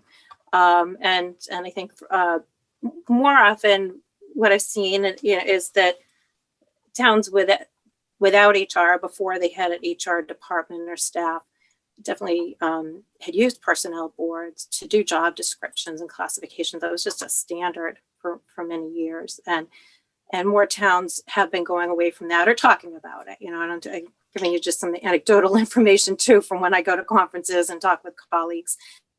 It's been something that people think about.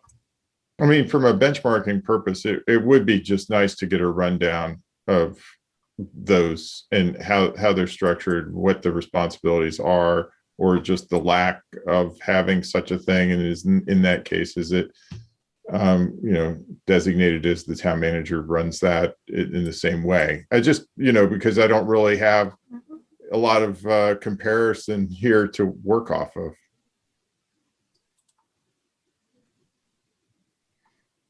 Okay. I think we're ready for comments and questions from the public. Jeremy? Okay, Dora, if you just want to say your name, address, and question, please. I don't have my hand up. Oh, it's showing up as up in mine, but okay. In that case, then Carlin, if you want to say your name, address, and question, please. Thanks, Carlin Reed, 83 Wits End. I think I see where you're going with this bylaw. I have 3 short questions. First, why are elected officers exempt from the proposed bylaw? That's in subsection 2 of Article 7. Second, will the new personnel board still have to file an annual report to the select board as part of the annual town report? And third, could you just give an example of a typical grievance procedure that has been used by the town, so we could kind of get an idea of, all right, if this personnel board system is changed, what would be the grievance procedure for someone who thinks they've been wrongfully terminated? So those are the 3 short questions I have. Thanks. Thank you. Who's going to respond to that? I can respond to that. So the elected officers, they're not included now in Concord. The elected officers are not compensated. They're not employees, and they don't have benefits. So that's what this bylaw is about, and that's why they are not included. I mean, we're technically employees, but we're not compensated. Well, you're not employees in the sense of right, being, you know, anyway, not the type that we address through these bylaws.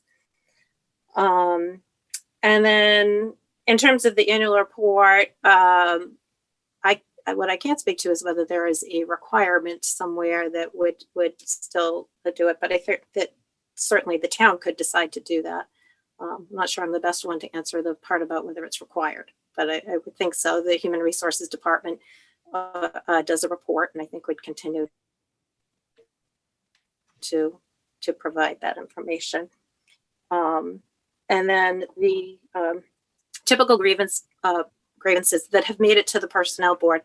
In the time that I have been in Concord, the only ones that have made it have been about terminations. And there's a series of steps in the current procedure where somebody doesn't agree with a decision made by a supervisor. They can grieve it to the supervisor, then they can go up to a department head, then they go to the town manager. The town manager, in the case of a involuntary termination, the town manager is the appointing authority. That's the case under the town charter. And so the town charter also says that the town manager can remove for cause, meaning there has to be a reason. It can't be arbitrary and capricious, and it can't be an illegal reason, like a discriminatory reason. But it is the town manager's decision. And so that means the town manager can make that decision to terminate an employee. And then the employee, through the grievance procedure that we have, can ask for that to be reviewed by the Personnel Board. And then the Personnel Board holds a hearing. Typically, those hearings are ones that have involved attorneys from the employee and from the town. And the board hears that, and then the board makes an advisory opinion back to the town manager. And so there could be something after hearing that they advise the town manager, no, we think that your reasons for doing this weren't appropriate. But it's ultimately still the town manager's decision based on the recommendation of the Personnel Board after that process has happened. So just a quick follow-up. That means that the Personnel Board would still have some type of a review procedure even after this new bylaw. Is that right, Amy? Well, they can. The bylaw isn't what decides whether they do or not. It's a policy. It's a policy that we have now. It's something that that the vote at town meeting isn't going to change. In the future, there might be something that would determine that it should change, or there's a better process, but that wouldn't be done lightly. That's an important policy to have.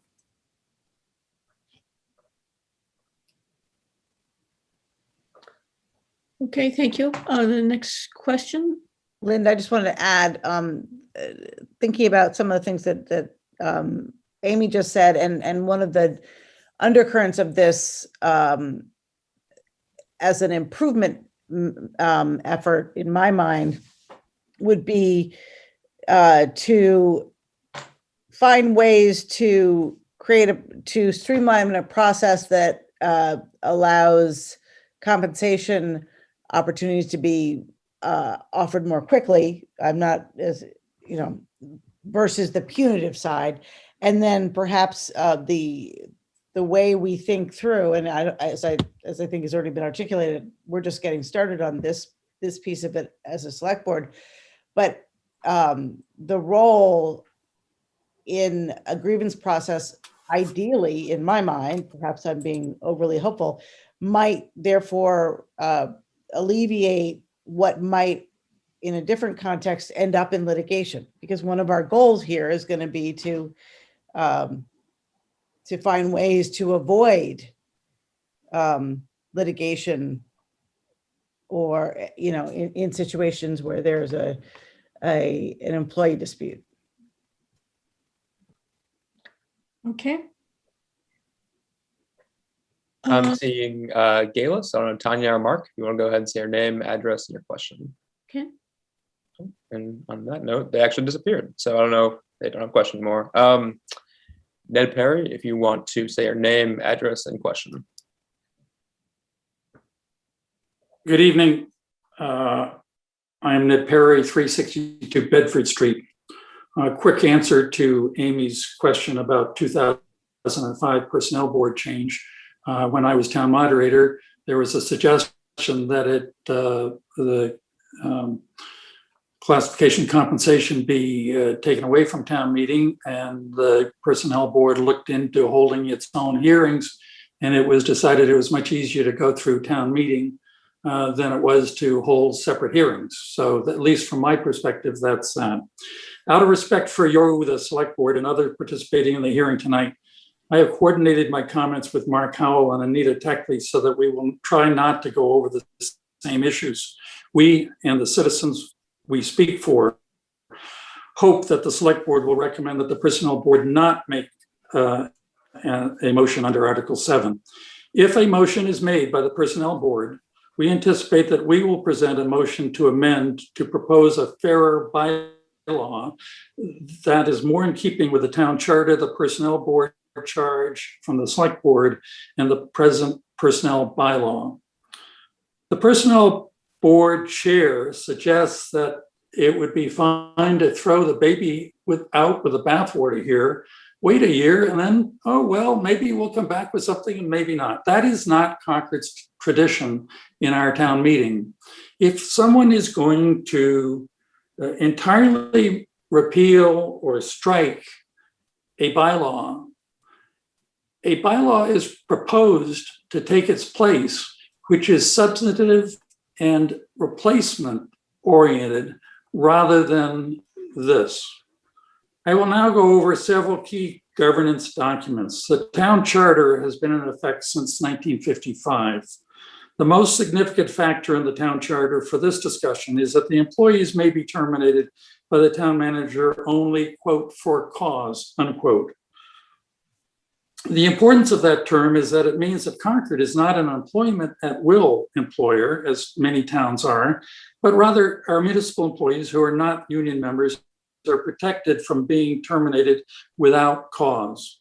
Many Concord employees have told me that the quote, for cause, unquote, protection was an important factor in their choosing to accept a job offer for our town. Document number 2, the personnel board charge from the select board. The personnel board is one of the 8 standing committees that is appointed by the select board and receives its charge from you, the select board. A significant provision in that charge states as follows.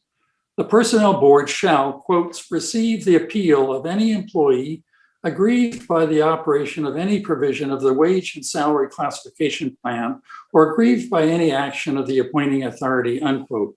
The appointing authority in most cases is the town manager. In response to Jane Hotchkiss' question, and contrary to what the town manager said, the Town Governance Study Committee, which I was a member of, did look at the personnel board. Some of you may have looked at the final report. On page 9 of the final report, we recommended that the select board review the charge for each of the 8 standing committees you appoint every 4 to 5 years and adjust the charge needed. So we didn't ignore the personnel board. We looked at the personnel board. We found it to be important and have a substantive role in our town government.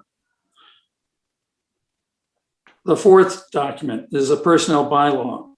The present personnel bylaw is dated 2017 and is 14 pages long, as Mr. Marachek noted. You've just heard that the personnel board plans to move to strike the entire 14 pages and replace it with 4 paragraphs that take up a total of about half a page. One of the most important provisions of our personnel bylaw states as follows in section 3. Employees shall be provided an opportunity to review and comment on any personnel policy that could have a significant impact on the conditions of their employment, unquote. I am not aware of any notice sent out by the personnel board to any town employees about this proposed change, which certainly would have a significant change in their terms and conditions. Item number 5, use of non-disclosure agreements in employment situations. Being a former civil rights and employment relations attorney, the last type of document I would like to mention is what is known in the employment relations trade as NDAs, or non-disclosure agreements. NDAs are used by employers in the settlement of employment disputes to keep employees who are paid extra compensation to sign them from discussing disputed issues with anyone. When used in Concord, NDAs prevent transparency surrounding employment situations and thereby prevent our personnel board and you, our select board, and our community from knowing the workings of our municipal employment relations. Until recently, NDAs have not been used by our town government. For many years, Concord was thought to be near the top of the municipal employment opportunities. Employees have been drawn to Concord due to our solid reputation as a municipal employer. The recent high turnover in public works, the IT department, the recreation department, and now the library should be a warning to the personnel board and to you, the select board, that this bylaw change is not appropriate. This warrant article threatens to have a significant adverse impact on our present and future employment relationships with our dedicated and loyal town employees.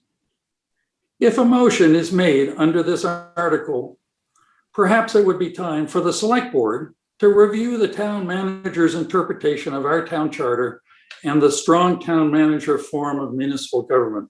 Thank you for your time. I hope you will now recognize Mark Howell and then Anita Techley, who will follow my comments.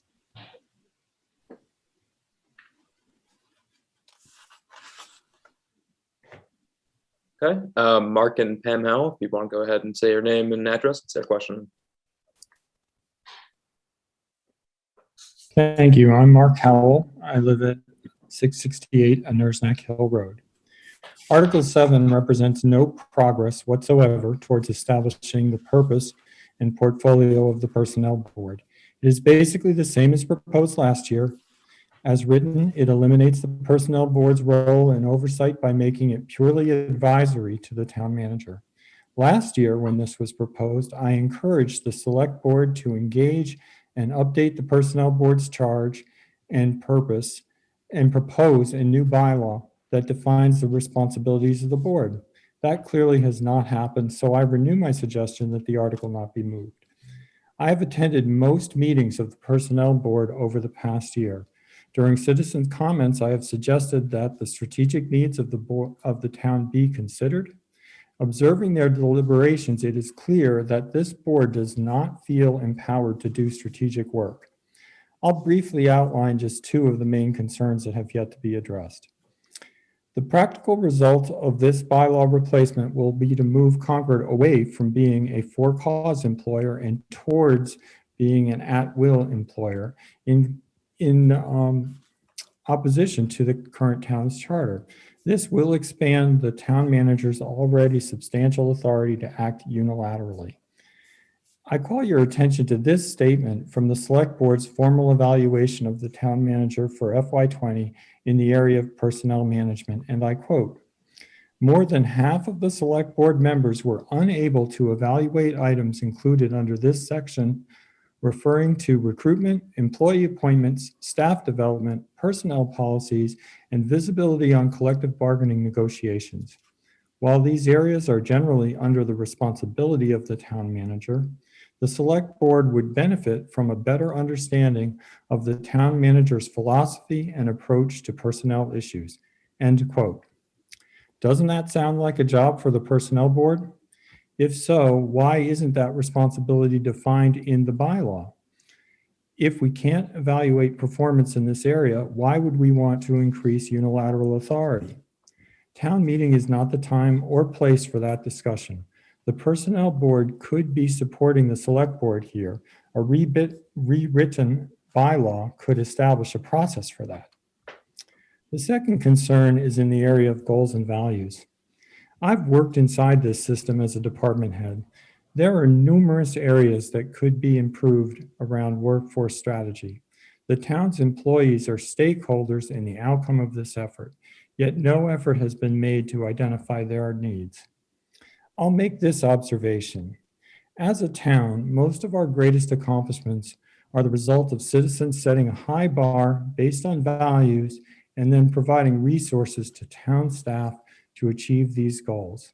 For example, we would not have created the position of sustainability director if citizens had not required that through town meeting. And you saw the results of that kind of goal setting earlier in this meeting as we continue to look at our sustainability goals.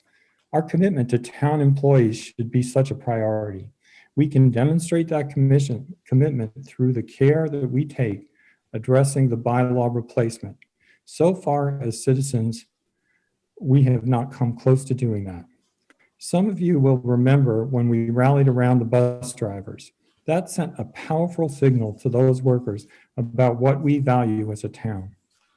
Today, we are becoming increasingly aware that implicit bias and systemic issues can be present in society and organizations.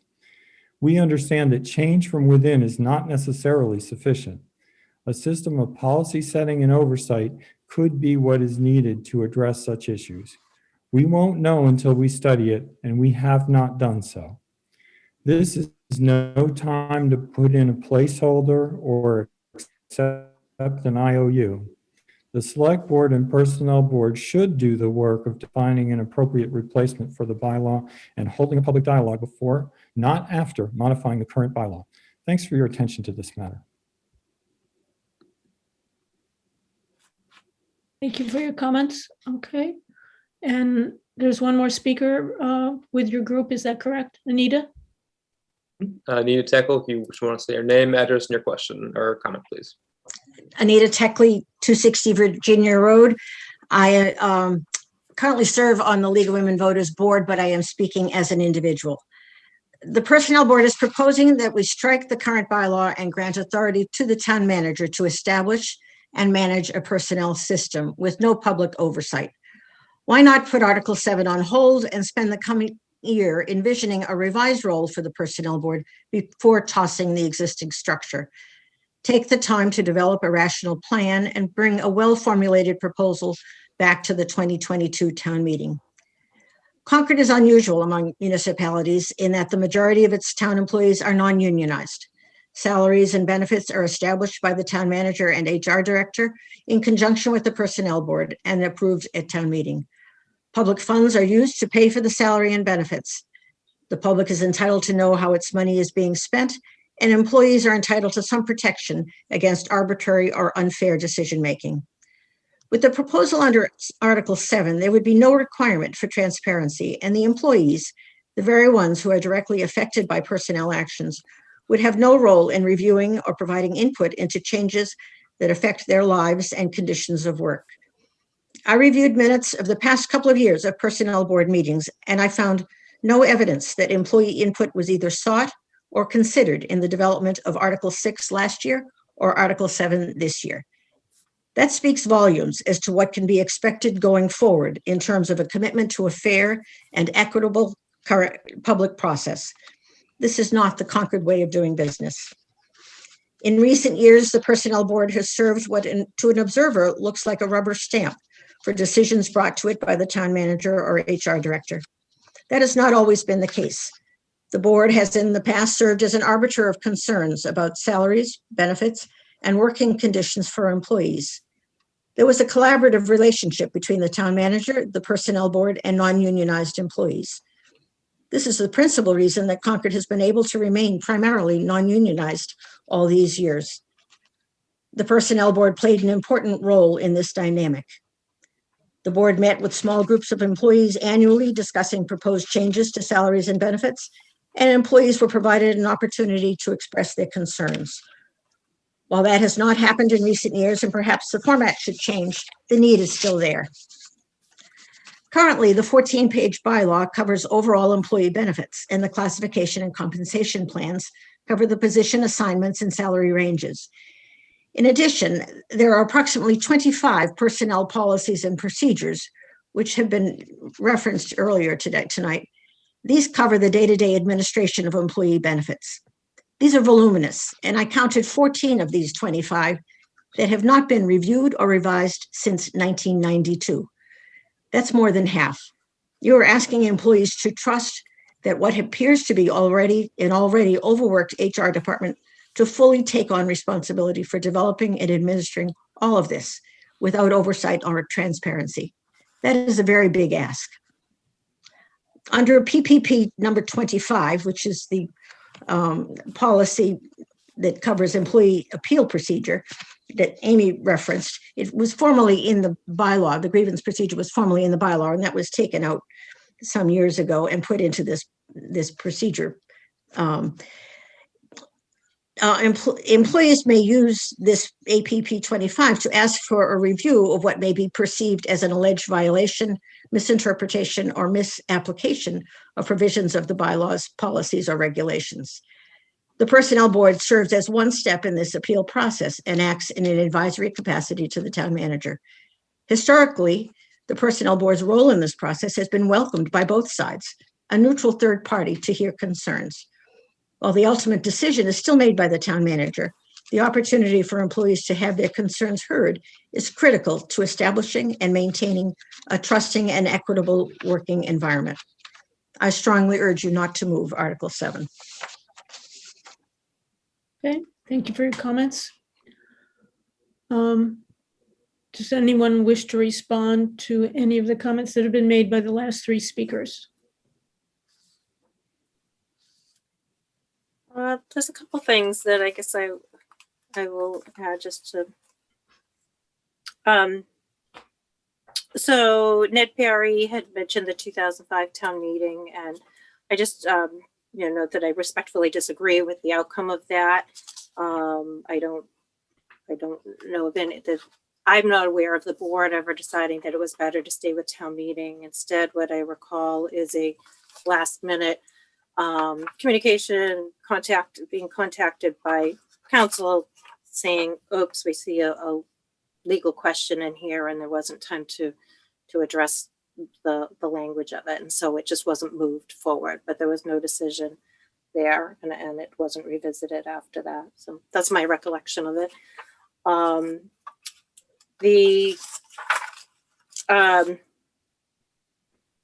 It's difficult. He talked about the NDAs, and that's, we were talking about separation agreements.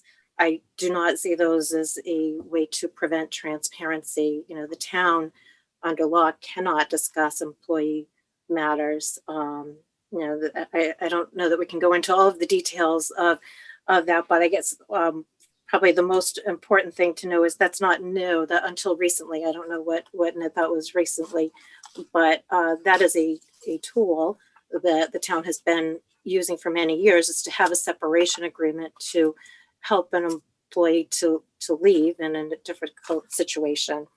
There are lots of reasons for that we can't discuss, and that the town couldn't discuss even if we didn't have such an agreement. So I just don't want those to be characterized as something that I don't believe that they are.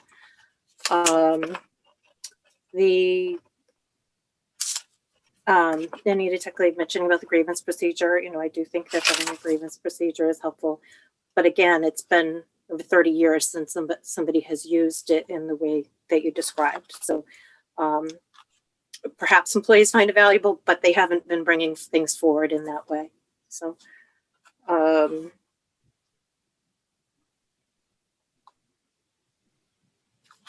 guess that's.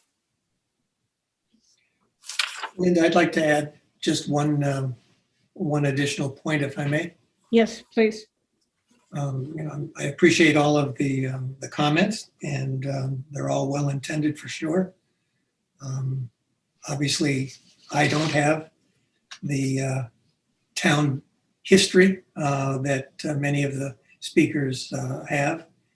But what I do know is that this current system of being able to make offers, being able to have the quick review of new jobs, setting job titles and setting salary classifications, and having to wait up to a year to finalize that just doesn't, it defies logic, and it just doesn't make any sense to me. So I think that the other comments that have been made by many good participants here we should take into account. But I think we have an opportunity to deal with something which is a problem.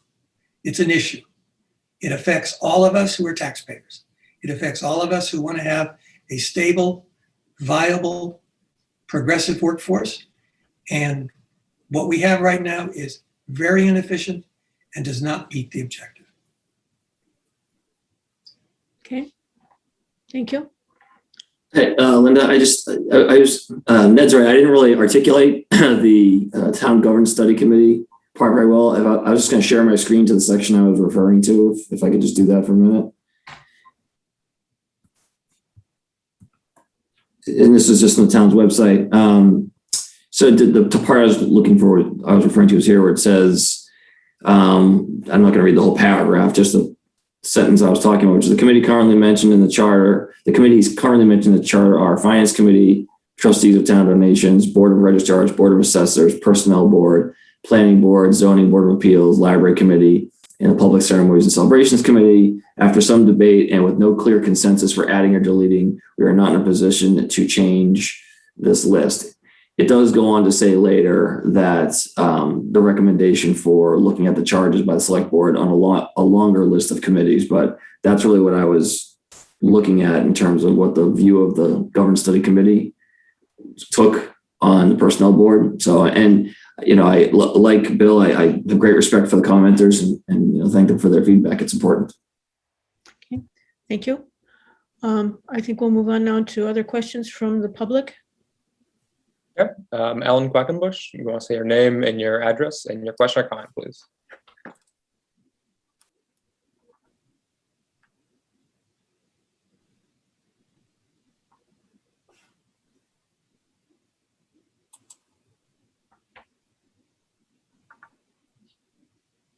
Ellen, you might still be on mute. We can't hear you.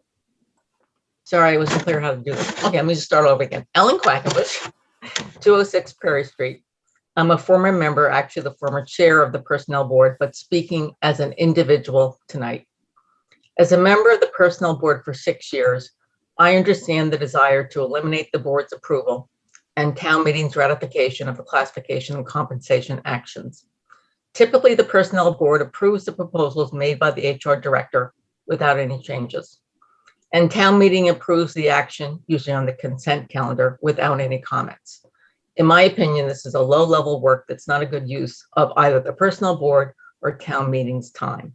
However, before the Personnel Board replaces the current bylaw in total, I believe it would be extremely wise and prudent to conduct a study of the current roles and responsibilities of personnel boards in municipalities that are similar to Concord. And I mean an official study, a complete study, a study that's got structure. Last December, I did an analysis of Massachusetts municipalities and identified 10 to 15 towns that are similar to Concord.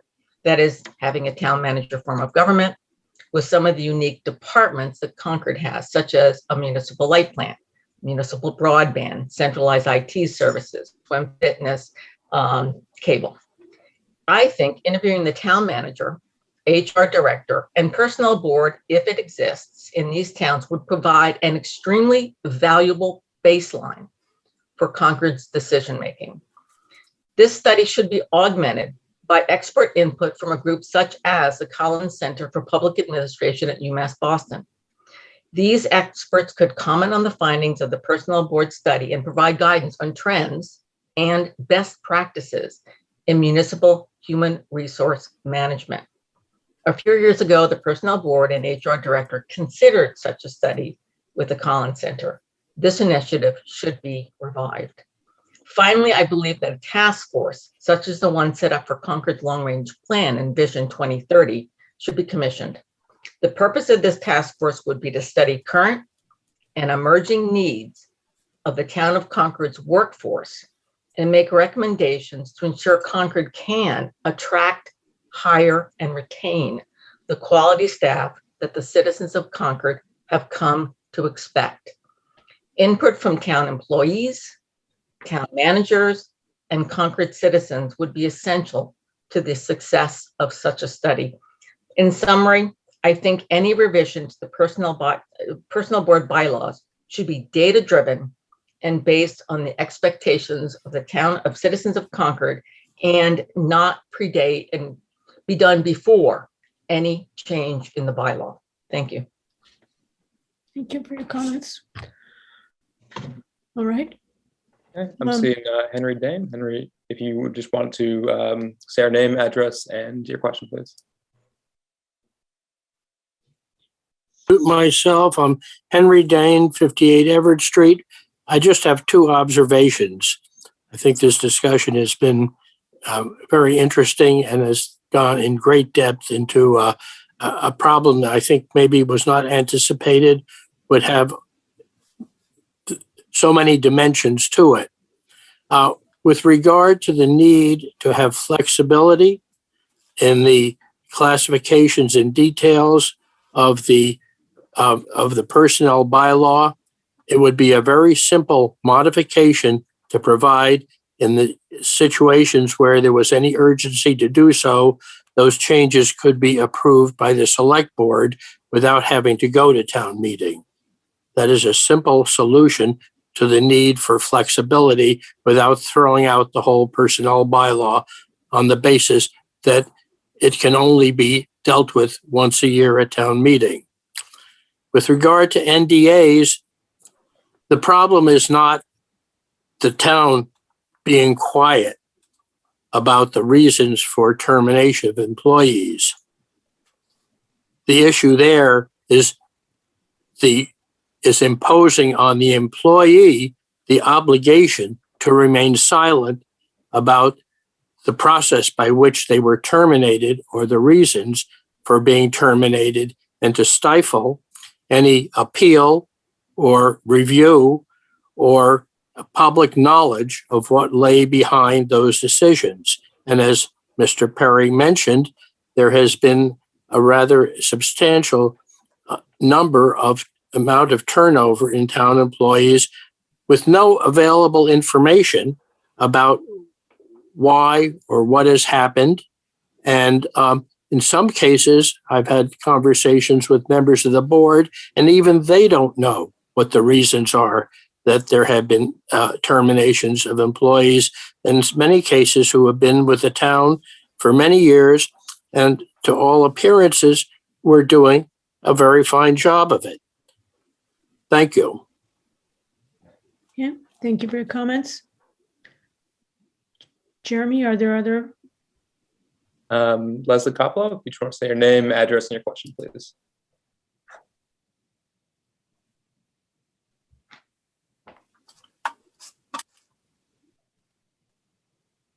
Thank you so much for all these comments. It's really wonderful to hear. We can't hear you.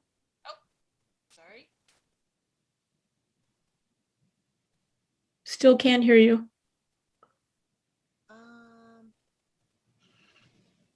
Okay, hold on. No, it's so faint, we really can't pick up what you're saying.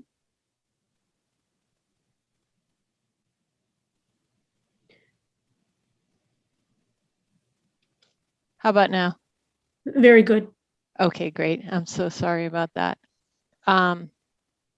Leslie Koplow, 118 Prescott Road. It's wonderful to hear so many people weighing in on this really important issue. I'm really intrigued by all the opinions that have been brought up, and I certainly agree that more research should be considered before moving forward with this article.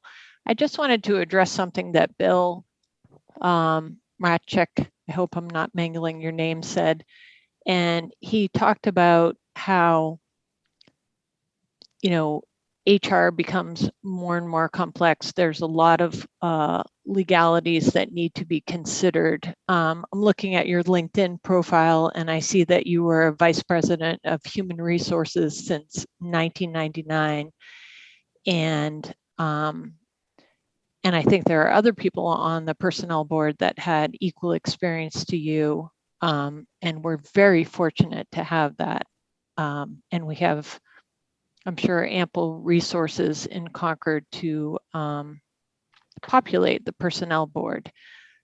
when I look at this bylaw, and I may be mistaken, it looks like you are giving up a lot of authority to the town manager who, if I'm not mistaken, does not have experience in HR or familiarity with all those legalities and the changing of HR.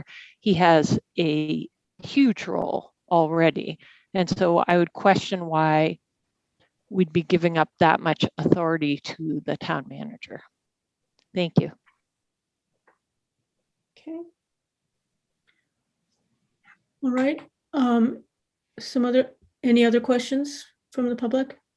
That was the last raised hand that we had. Okay. Are there any last comments that the presenters would like to make? No. Okay. Well, I thank everyone for coming forward with their comments and suggestions. And this concludes our discussion tonight on Article 7. And thank you to the presenters for being with us on this article. All right, we're ready to move on to Article 40, which is a citizen petition on neonicotinoid ban on town land. It's on page 44 in the warrant booklet. And here to present on this citizen petition is Mark Hansen. Mark. Yeah. Okay. Could you put up the first slide, please? I'll load it up now. Okay, thanks.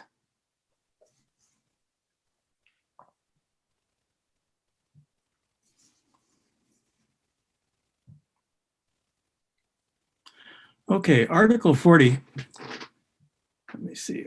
Okay, there we go. Article 40 is to determine whether the town will vote to ensure that any new leases or license agreements, not including renewals, entered into by the town for agricultural or retail use on town-owned land will prohibit the use of neonicotinoids, including neonicotinoid coated seed or any other action relative thereto. This article is the same as Article 49 that was presented last year with a few minor additions. Next slide, please. So this article really addresses pollinator health. By reducing the amount of neonicotinoids in our environment, we can start to turn the corner on the populations of diverse pollinators in Concord. There are various pollinators here shown on the slide. In Massachusetts, over 45% of agricultural communities rely on pollinators, mainly wild and managed bees, for pollination. Our goal of our work here is of this article, our goal is to improve the health of those pollinators. Next slide, please. You probably are familiar with neonicotinoids. They're systemic and they're persistent, and that's the biggest problem. There's various varieties of them, as you can see listed there. They've been around for a while, and their arrival roughly coincided with problems that we started having with pollinator declines. Next slide, please. So this article does not change any current leases. Current leases can continue as they are. This is just for new leases. Neonics won't be used on the land that the town leases on a new lease. Next slide, please. The State Pesticide Board recently passed, literally just a few weeks ago, a ruling that said that they will no longer allow over-the-counter sales of neonicotinoid containing products for managing turf or killing bugs on your plants of various sorts, or in vegetable gardens, of course, although not many people buy them for their vegetable gardens. And it will require licensed operators to inform citizens if they use say a lawn service of the neonicotinoid risks prior to applying them to their land. Next slide, please. Now, here's a rough idea of some neonicotinoid application rates using the labels on the products. The first one on the top is a product called Merit 2F. It's an insecticide used on turf to kill insects in the turf. And you'll notice that it's roughly a little less than half a pound per acre per year. Below that is a variety of neonicotinoid that's used on various seeds, corn, squash, legumes, potatoes, and beets. You can see that the numbers there are a half to a third the amount used on turf. Concord has roughly 360 acres of golf course and roughly 3 times that amount of land in agriculture. So the turf treatments, and one of our golf courses uses quite a bit of neonicotinoids. The turf treatment at home and on golf courses accounts for a big chunk of the neonicotinoids. However, the levels of neonicotinoid application on agriculture are already higher than pollinators can tolerate. Studies in England have found that 85% of bumblebees nesting anywhere near a farmer's field, growing corn, for example, at 0.165 per acre per year, fail. And that's an unsustainable rate. Next slide, please. And how it works is that it's applied, and this drawing, it shows a crop. Most of the neonicotinoid ends up in the ground and ends up in the soil and the groundwater and drifts into waterways nearby. Same thing happens when it's applied to turf. Next slide, please. So they represent a major risk to bees because occasionally they actually kill a bee directly. Bees collect nectar and pollen and guttation fluid from plants that are treated with neonicotinoids. They're not the same as an insect that's sucking on the plant for all of its food, which is what the pesticide targets, but they carry this sublethal dose back to their nest, whether it's a bumblebee or a honeybee, and that those sublethal doses have a deleterious effect on the health of the bee. A Harvard study has found that almost 3/4 of the honey in Massachusetts contains one or more neonicotinoids. They've been banned in the European Union because of their damage to pollinators. Next slide, please.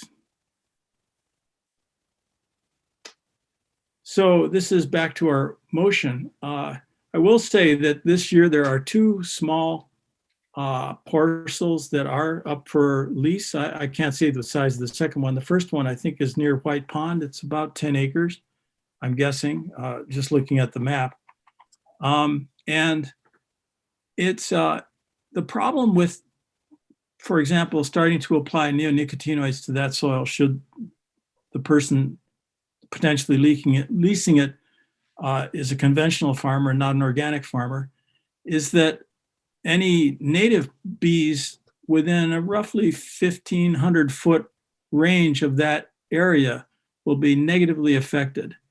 We're finding that in the 1970s, there was a good variety of native bees in our area, including 2 bees that I'm working on a committee, not the town committee, but a regional committee called the Native Pollinator Task Force. And we're trying to restore what's called the golden honeybee or golden bumblebee. Its Latin name is Bombus fervidus, and another one is Bombus. Oh, now I'm stuck. Anyway, it's called the half-black bumblebee. Those have almost disappeared. And back in the 1970s, they were relatively frequent. Bombus fervidus has been spotted in Lincoln, and it has been spotted in Southborough. One of the goals of our work on pollinators in Concord, I am a member of the pollinator committee, but I'm speaking on this article as an individual. But one of our goals as our committee is to restore these populations, to bring back more biodiversity in the pollinators in the town. So I hope you'll vote for this article. I'm glad to entertain any questions. Okay. Thank you very much. Jane. Thanks, Mark. And as a liaison to the recently reestablished pollinator committee, I am looking forward to seeing it move forward. This is obviously this article, while it was first brought forward by the Pollinator Study Committee is being brought forward by Mark now as an individual. One question I have, because I've also had the privilege of being the liaison to the Ag Committee, and this is one of the benefits of being on the select board and being a liaison over time to multiple town committees, is that neonicotinoids are not alone. In other words, that I've heard various farmers say that, you know, the problem also lies in, if you're not going to use the neonics, you may then want to use something that could be even more impactful on the bumblebee, you know, on the pollinator community. So that's one area that, you know, it's not necessarily saying we shouldn't go after neonics, but that's not going to solve the problem alone, potentially. And the second question I had is, this is in specific reference, because I'm also on the liaison to the White Pond Advisory Committee, and White Pond is obviously a special water body near and dear to Concord's heart. And we have been, in the 6 years I've been on the select board, you know, it has been a constant source of concern in terms of the pond health. And one thing I didn't hear from and it's understandable, because this is really an article aiming at neonic education and the pollinator community. But I am wondering if there is any crossover information on the runoff impacts to the health of a pond, you know, the health of the various important biozones and other inhabitants of the pond. Yeah. To your last question, there is. I meant to mention that one of the reasons I'm kind of hoping, if nothing else, I'm hoping that the White Pond property is not leased to, that neonics are kept off of that property, because it is right uphill of the pond. Anything entering the ground on that site, which was near the bluff leading down to the pond, will result in groundwater containing neonicotinoids entering the pond. And neonicotinoids are toxic to a lot of aquatic animals and a lot of aquatic invertebrates, which are the basis of the pond in terms of its ecology. One thing so the answer is, yeah, it'd be wonderful. The other problem is, of course, that someone who's using neonicotinoids and is a quote unquote conventional farmer, often conventional farmers use what is called chemical fertilizers. These are water soluble fertilizers that give a jolt of nitrogen, phosphorus, and potassium to plants to assist their healthy growth, or their vigorous growth, I'll put it that way.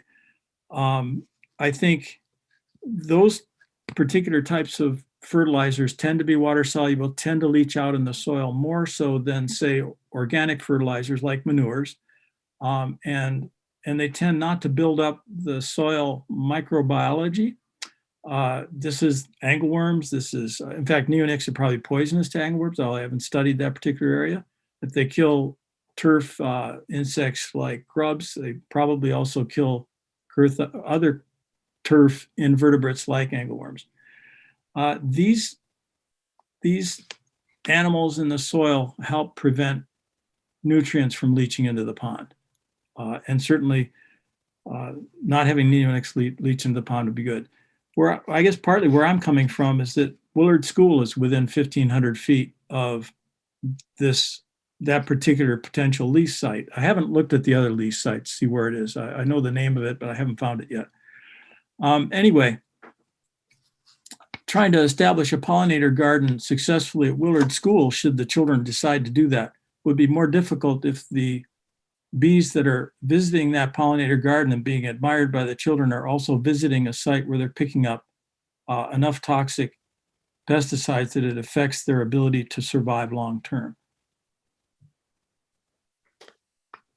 it turns out that the Agricultural Research Service down in Maryland did a study of neonicotinoid toxicity in honeybees, where they found that less than 5 parts per billion of the neonicotinoid, this is a study in tongue testing at 10:30 at night.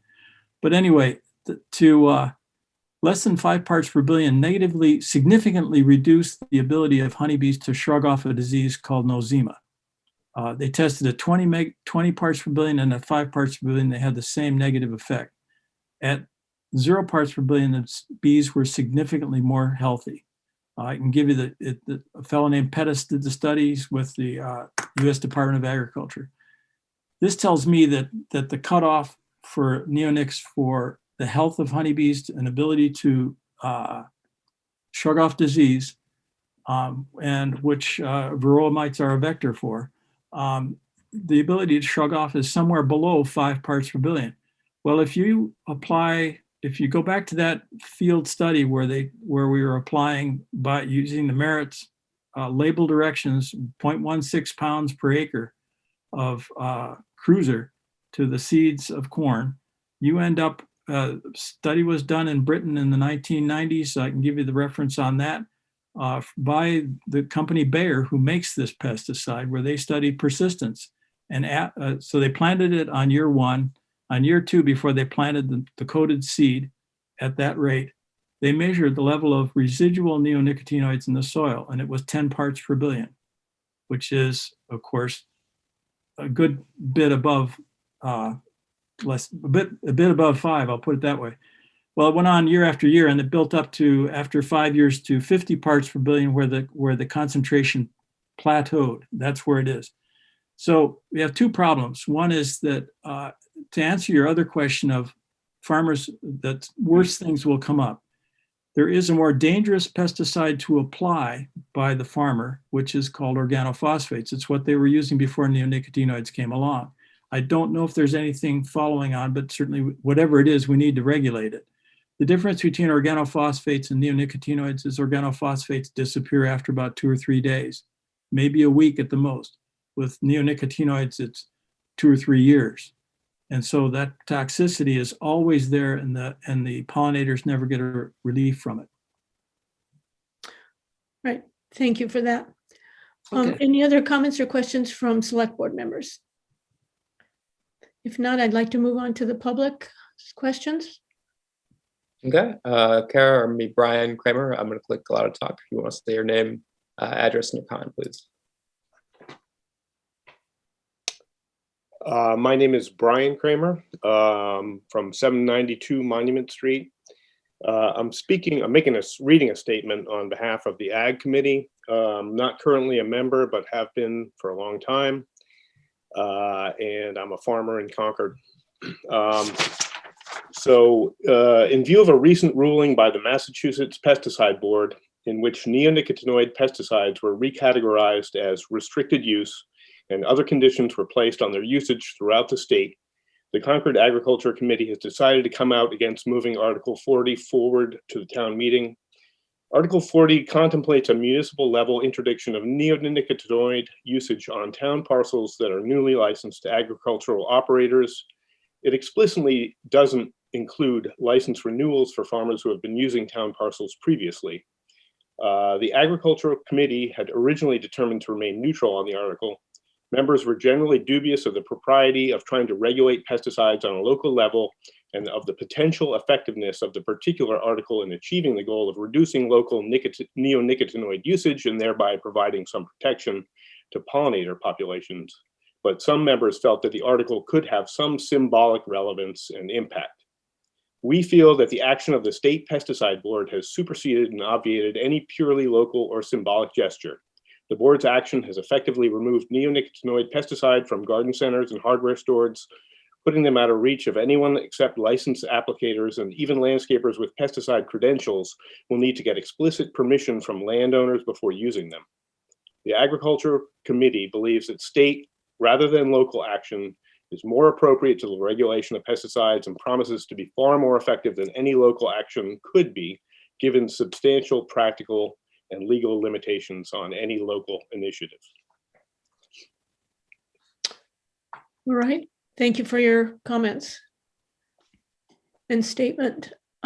Any other public comment on this article? That was the last raised hand for now. Okay. We do have Pamela Dritch raised her hand. Pamela, if you want to say your name, your address, and your question or comment, please. Pamela Dritch, 13 Concord Green, Unit 4. Yes, Pamela. I think that even if it isn't sufficient to protect our pollinators, it is still necessary. I don't think that the state action, it has superseded the need for local action any more than the state action in the climate change legislation has superseded our need for local action too. I think it's important. I remember living on Border Road during the 1990s. When I moved there were bees everywhere, honeybees everywhere. In the mid-90s, I noticed they disappeared. It became unusual to see a honeybee in a flowering tree or bush. I think this is incredibly important. Our action tends to follow behind the science. And I think we should pass this. Thank you. Thank you for your comments. Terry? Yes, I'd like to request, since we're on Zoom, and Brian Kramer was speaking for the Agricultural Committee, and we couldn't see him. And if Brian, if you could send in that statement and we can include it on the website with the material for this article, that would be very helpful, I think, since you're representing a town committee. Thank you, Terry. All right. I want to thank the presenters and all the members of the public who commented on this. Thank you very much. We're now ready to move on to Article 41 by citizen petition as well on the Fiber Broadband Study Committee. And that can be found in page 11 in the warrant booklet. So I believe, Gail, you're here to present. Gail Heyer. Yes. Hi. Yeah, so could we have the slides, please? The first three slides are actually excerpts from the warrant article itself. Load it now. So this is, I'm calling this the study committee for the fiber broadband completion. This article is to determine whether the town will vote to urge the town manager to increase the availability of municipal fiber optic telecommunications service. Next slide. To assist in this effort, the town manager shall appoint a fiber broadband completion committee with the following charge: to study and recommend appropriate solutions, including possible funding for expediting the installation of service on the remaining 5% of town property. Actually, there's a inaccuracy in the printed warrant article. I said 5% of town property. It should have been town streets. So just a technical clarification there. That lacks such service. The charge also includes exploring barriers to Concord Light broadband subscription growth and also investigating opportunities for expanding fiber to the home and fiber to the business. Next slide. The committee shall write a report with findings and recommendations to the town manager, and that report will be due in time in advance of the 2022 annual town meeting. The committee shall have no fewer than 5 and no more than 7 members, including 1 member of the Concord Municipal Light Board, chosen by the Light Board, and also representatives of the business consumers of fiber-based utility services and the real estate community, and also 2 or more at-large members. The committee shall seek creative, forward-thinking solutions that acknowledge the existing roles and responsibilities of the town manager and staff of the light plant in providing broadband services via the town's fiber optic network.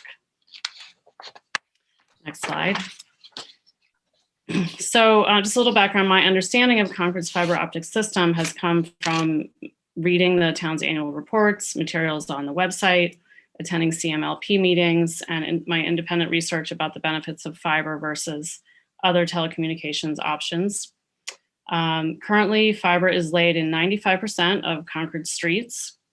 Residents and businesses may subscribe, but they may pay an installation fee and then a monthly service charge, and I am a subscriber. There are about 1,400 subscribers, and last I heard about 200 were on the waiting list, and installations were paused during the COVID pandemic. Next slide, please. So what is fiber? It is a glass-based cable for transmitting fast, secure internet data. It creates possibilities for a more efficient and responsive power grid.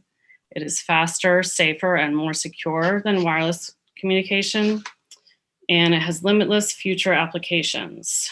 Something else to be aware of with fiber, if you have fiber to the home or to your business, you can choose to turn on the Wi-Fi transmitter in your router for a local wireless network, or you can turn the Wi-Fi transmitter off and connect your devices via Ethernet cables. Next slide, please. So what fiber is not, these images show some of the ways that communities around the country are meeting consumer demands for faster internet. The map in the middle is Indianapolis, and it shows the proposed and built small cell nodes on a scale of a map of Concord from Warner's Pond on the left to Great Meadows. So if Concord were to install small cell nodes at the same density, this is how many antennas you would see between Warner's Pond and Great Meadows. The image on the left is from a 5G installation in the city of Miami. 5G transmits at smaller wavelengths, and trees and vegetation interfere with 5G signals. So for the best wireless signal, you would, instead of seeing tree-lined streets, you'd see antenna-lined streets.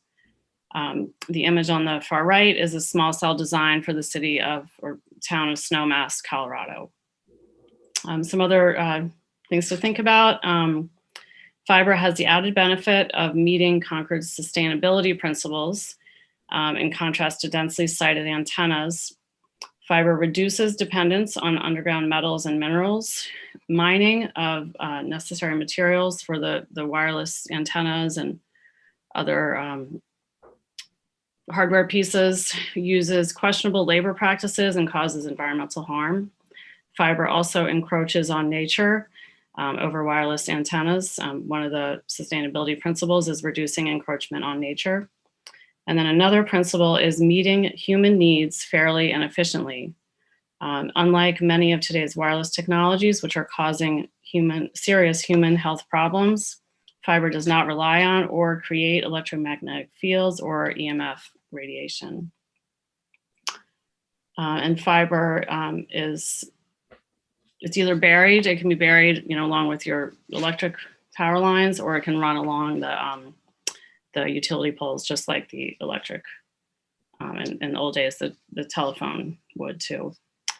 Next slide, please. So why a study committee? Respectfully, the town has been very focused on pandemic response and not so much on public telecommunications. More Concord Light broadband subscribers would create a potential for a very large revenue stream for the town. And the Biden administration in particular has, the federal government has a lot of fiber, broadband, could be other ways of getting broadband, but the federal government has a lot of broadband infrastructure incentives going on right now, a lot of financing, 10:30 at night, I'm usually asleep. So there are a lot of opportunities out there, money, and programs to incentivize broadband infrastructure build out. And that could be used, and I would love to, for Concord to be able to take advantage of those opportunities, which some are available actually right now. Citizens, I believe, in a study committee could more quickly build partnerships and find creative alternatives, ways to complete the fiber build out in town. And having a municipal fiber network would keep the dollars spent on communications technology local. So rather than having residents spending their money on outside vendors to provide communications inside their home, they give the money to the town. So in closing, fiber is an incredible opportunity that few towns have, and we should do everything we can to maximize this public resource. So I'll take any questions. Okay, thank you, Gail. And thank you for being so patient on tonight's agenda, being the last one to present. Okay, yes, Jane. Thank you, Gail.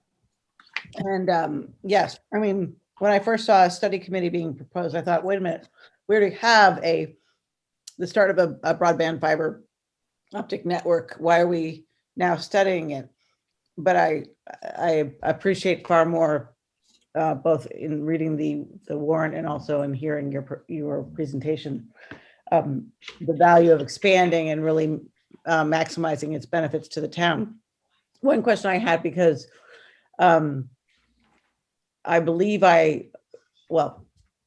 early in the development of this option, I had been in discussion with then the director of the program. And it is my understanding that unlike CMLP, which is by statute limited in its service territory to the town of Concord, our broadband and fiber network would not necessarily, in other words, this is an opportunity that, should we expand it, first and foremost to serve all of Concord and serve it well, but that the revenue stream and benefits could also be shared beyond Concord. In other words, you can build it out beyond the physical boundaries of the town that whose system or the town that owns the system.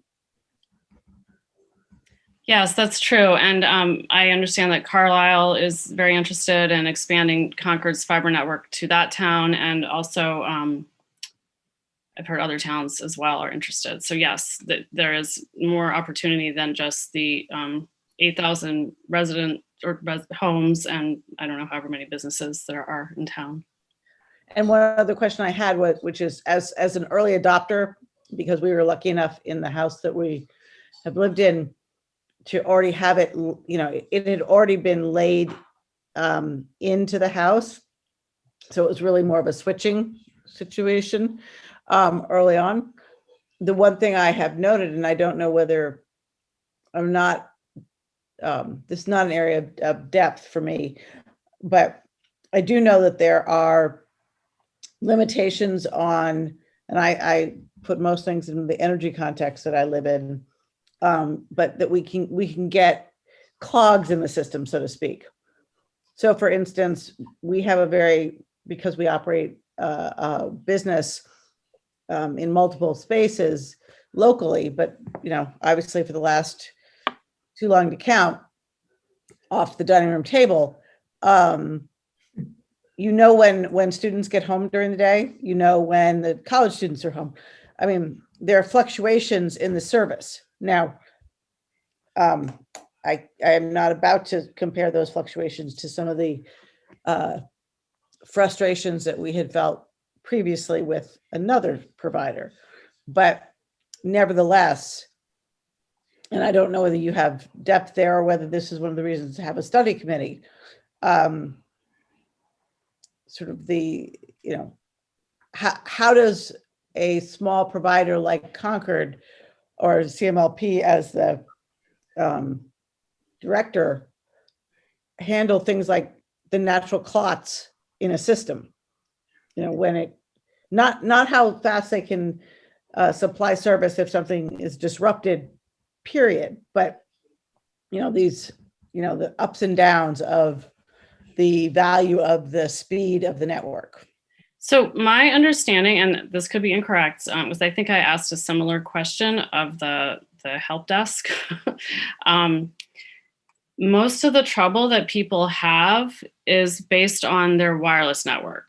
So if you could wire your home, and so each of you in the home had a direct connection to your router, and I think the router might only have like 3 or 4 ports, so you would have to get some, I forget what it's called, like a hub or something. You can get more connections, and then you shouldn't have that problem. So that's my understanding, that it's the wireless is generally what gets clogged. It's not the fiber. So, so I guess in terms of what would this committee be dealing with that? I mean, if that is a barrier to subscription growth, then yes, that's something we would consider. So, yeah, so that's my answer, so much as I know about that topic. Okay. Any other comments or questions from the select board members? If not, yeah. So I guess back to the purpose for the article, I realize that, of course, the pandemic response has interrupted installations, which I believe are about to resume. So to my thinking, there already is a board that has responsibility and motivation to expand fiber in the town, and it's the Municipal Light Board. They have a business interest in doing so. So I guess I just go back to, well, why aren't they the ones, and what is their view on this article as well? I'm not going to speak for the light board, but I can say that I've attended a lot of meetings, and there is really very little discussion about broadband policy and building it out at the meeting. So they've been focused on other issues, and there is a very, very long-term plan, as I understand it, for building out the network. And I think that it should be faster. And I had this conversation with Town Manager Crane. So that's certainly, people can disagree whether it's necessary to get things done a little bit faster. I would like to see a little more movement on this topic, but I'm certainly not going to speak for the light board. I don't know if anyone from the light board. Yeah, I'm trying to remember which of my colleagues is the liaison to the light board, but I would love to get a statement from them as to what they feel about this. I mean, and just that I thought that they were interested in expanding this as well, and that, yeah, the circumstances have intervened, but that they're still dedicated to this goal, I would hope. Right. So just very quickly, Matt, I think that's a good idea to get a statement from them. I don't want to speak for them, but one thing I do remember them saying is that the last mile is very, very expensive. Oh, yeah, she was in the meeting. One of the problems. And Steven's nodding, he probably knows more. So I don't want to take a lot of time with this. I think the light board should probably explain it. But that's something I remember, that the last. Yeah, and by the way, I share the frustration, because I know of various people that can't get this service, and I'm on the fiber service, and I can vouch for the quality is dramatically better. Okay, so and I waited very impatiently to get mine, but it is difficult, and I know that we ultimately I'll have to make sort of an economic decision, in that maybe it's not the 5% of the streets, but it might be the 1% that it's just maybe very, very hard. Right. So. Yeah. Okay. But I don't have the technical wherewithal to know, where that threshold is. But hopefully we have people on the light board to do, they do. Make that decision. They do. I think we should. Thank you. I'm going to move to Susan for her question. Thank you. Yeah, I used to live in a part of town that had broadband, and we were one of the first residential areas to get it. And I never, ever, ever had a problem with it. Actually, the one time I did, someone came down from the light plant, changed the router, fixed the problem. And now I'm in a place 220 condominium unit development, and none of us can get it. And it seems like a lost revenue stream for them, because what I know, what we personally have as an alternative is totally inadequate. So I would really welcome Concord Broadband into our neighborhood. Thank you. Thank you. Yes, Town Manager. Yeah, I think I just wanted to comment about the part of the pandemic impact. That's true. The pandemic did impact the broadband business significantly with not doing installations, and they are going to resume. But we have a relatively new telecom director. I am relatively new. Our CIO is relatively new, and so there's been some transitions there that have also been factors. And I think the broadband enterprise did hit kind of a wall where the cost-effective, good return street installations, they kind of did all of them. And so now it's the expensive ones going forward, that the expense of which will be borne by all ratepayers, not just the ratepayers on that street. And there are a lot of people who don't want to pay to have the connection made from the line from the street to their home, because that's a homeowner expense. All that said, and this is the conversation I had with the petitioner. I would love this next year so we could have some, and we just haven't had the time to kind of get into where are we going with this, what's the plan. Certainly the pandemic did show us in certain areas, especially in some of our business districts, that there were deficiencies. And I've talked to Susan a number of times about, Concord Green and that's a challenging area. So I wanted, a little bit of time to kind of give me a chance to get into this a little more deeply, because that time really was displaced by the pandemic. Would be nice, but I think I agree with the sentiment of the petition. We all want greater expansion of broadband, and we all want residents to have high quality Concord broadband service. So, I think that I'm all in terms of the purpose of it. Okay. Thank you. Comments from the public.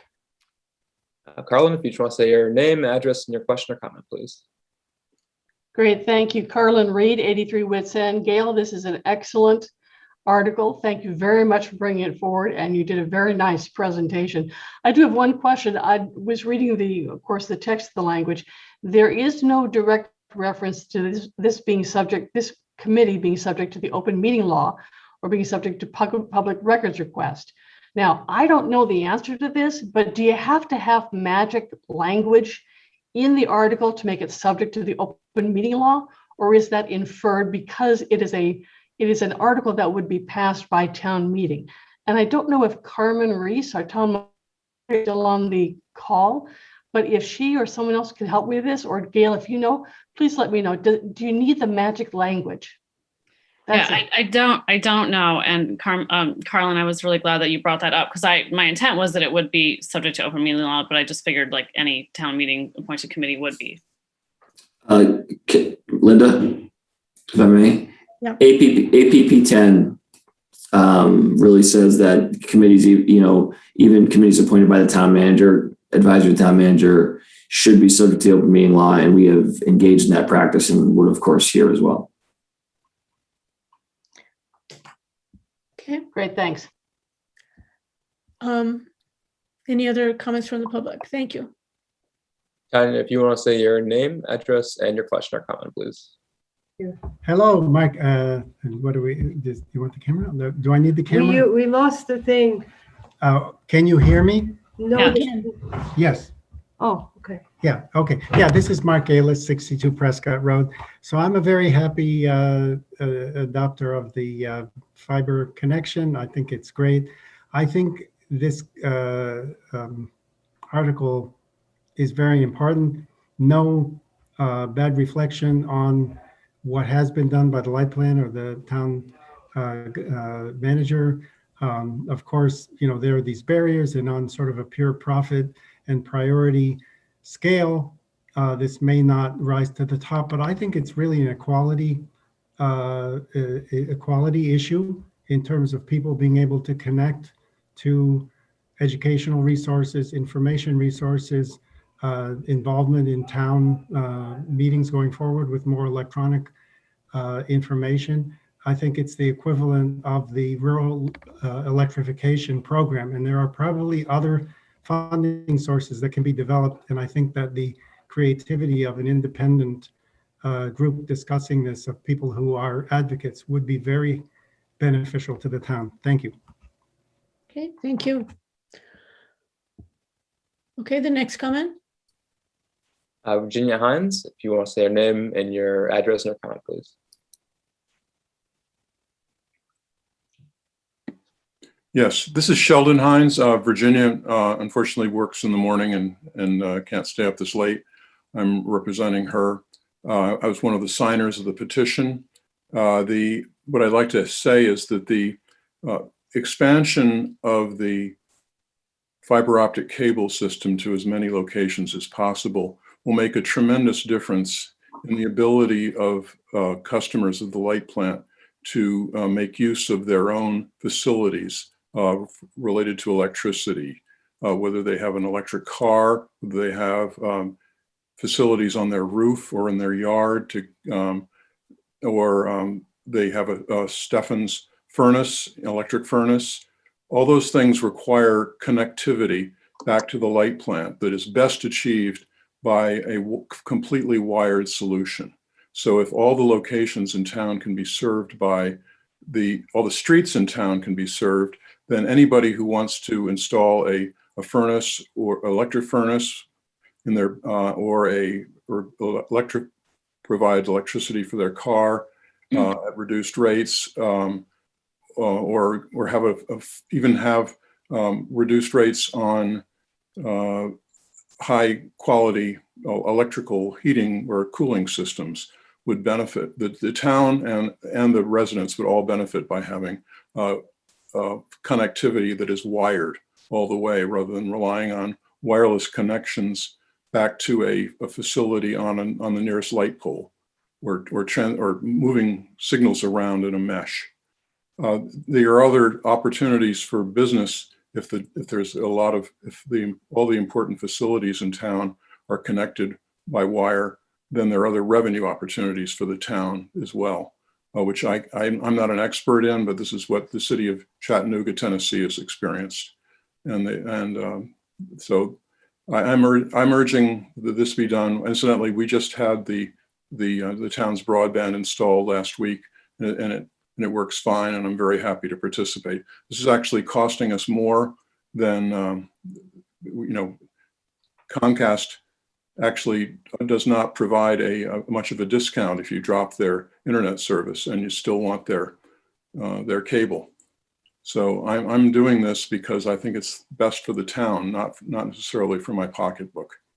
Thank you very much. Thank you. Okay.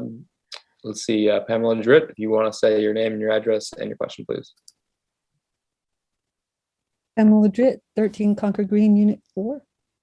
I'm hoping that I know the Concord Light Plant is trying to create a smart grid with meters that are able to measure electricity use to make time of use rates possible here in the town, so that everybody can spend less on our electricity and everybody can benefit. And that's caused a lot of fear in many people's minds because they are not liking the RFD connection through Wi-Fi, and having the wired cable would allow people to have smart meters and not be subject to the RFD radiation. And also would stop us from being held hostage by Comcast and allow us to be free from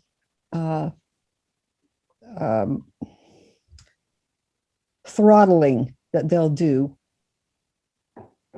that other internet providers have already done, and also save us from legislation in which they say, no, you communities, you can't put in your own fiber optic cable system, which they've done in several states in the United States, including my home state of Tennessee.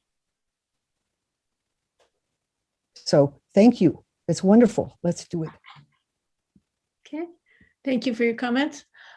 The next question or comment?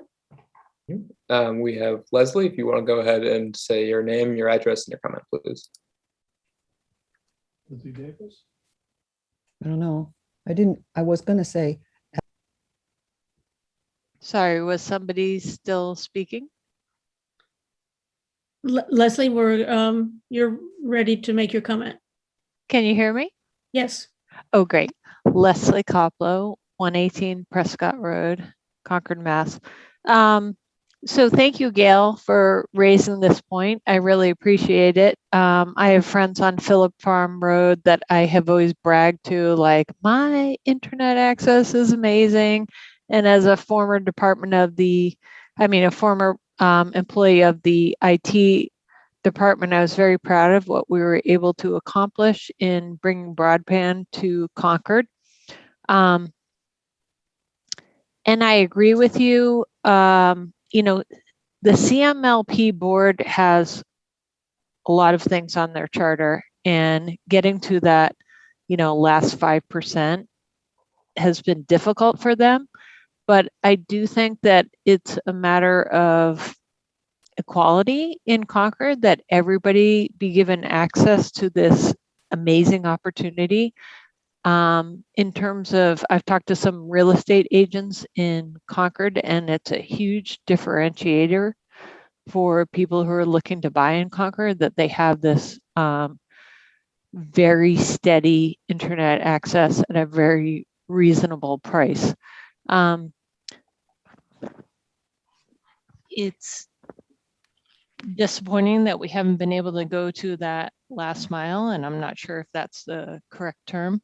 And I'm hoping that there's somebody here from CMLP who could address that. I know that Stephen Crane addressed the fact that he's relatively new, the CIO is relatively new, the telecom director is relatively new, but Dave Wood, who really was the one who pushed this forward along with Mark Howell, has been with the town for many, many years. So I'm hoping that he can address what are the plans to move this forward. And, if CMLP is not prepared to address that right now, then maybe it is the right time to establish a committee to look into it more deeply. And I'll just say that my son, Mitchell, really enjoys the speed of the CMLP network, because his video server is so much faster than anybody else's. So he can beat everybody else in his video games. Thank you. Okay, thank you for your comment. Any other comments from the public? Mark and Pam Howell, if you just want to say your name, address, and your question, please. Hi, thank you. This is Mark Howell, 668 Neck Hill Road. And most of you, certainly the members of the select board, know that I'm the person that did in fact manage the CMLP broadband service for a number of years, including the startup, and wrote the business plan for it. And if you reviewed any of the comments that I made over the years at the enterprise budget hearings, you will recognize that there was a phased growth plan for this network, and it represented a few stages. And while I haven't seen any recent publications on subscribers, it sounds like it's been suspended. It's been suspended at a time in its growth path that I would call risky. As Stephen Crane mentioned, it's a small staff, and turnover in that staff actually can put the system at risk.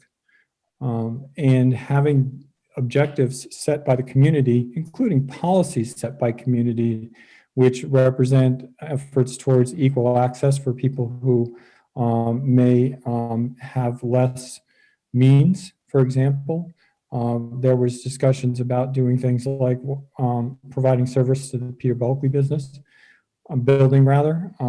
When I was there, we also tended to prioritize the not-for-profit businesses, childcare centers and other places, and with the emphasis on remote education, certainly expanding the partnership with Carlisle, which, by the way, is already connected for the public service network through the fiber optic connection, would be extremely valuable to the community as a whole.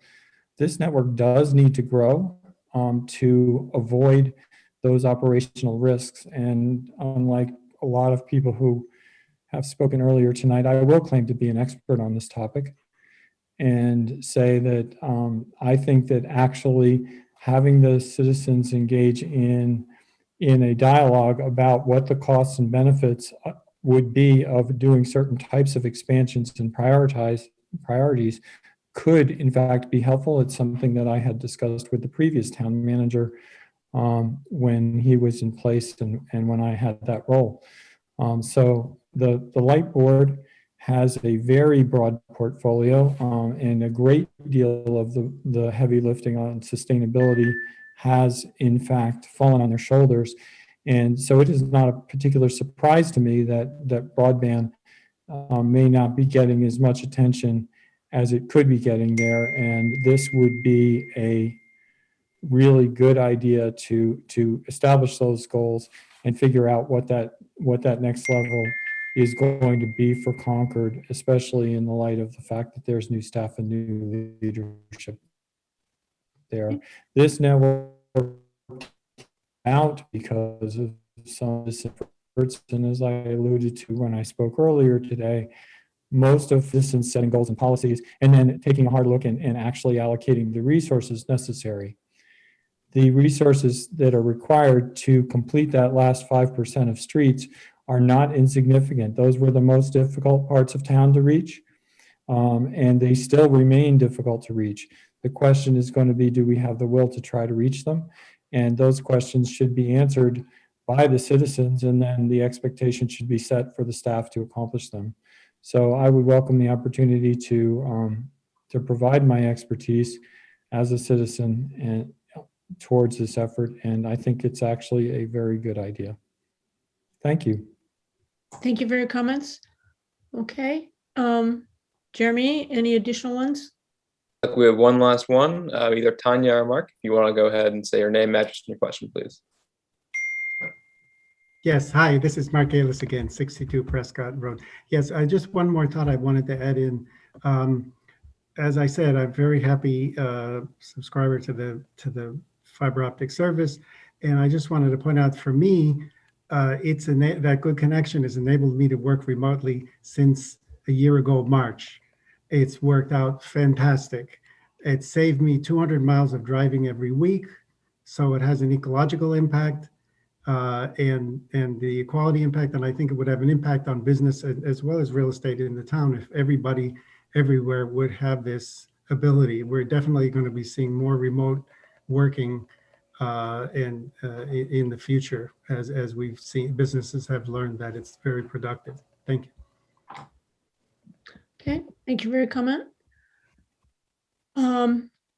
Gail, did you want to respond to any of these last comments? You don't need to, but if...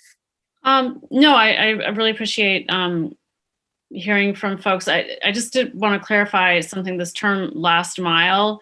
And, you know, again, I'm not, this is from my reading and what I understand.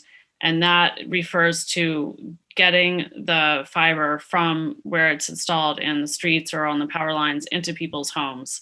And that could be a mile if you have a really long driveway, or it could be like a few hundred feet or whatever. So it's sort of like a metaphor for, like, you know, how do you connect the people to the fiber that's in the street? And I've heard numbers really roughly thrown around, like $14 million is how much it would cost. So, you know, that's the kind of thing that I would hope the committee could explore and really get some hard data on and prioritize, as Mark suggested. So, yes. Thank you. Okay, good. Thank you very much for your presentation and for all the comments on this.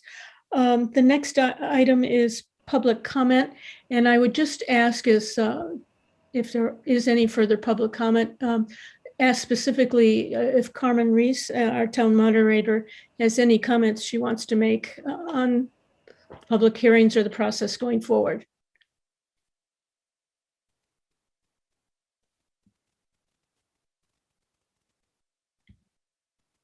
And I'm not seeing her here, so, oh, there she is. I'm here. Good, good.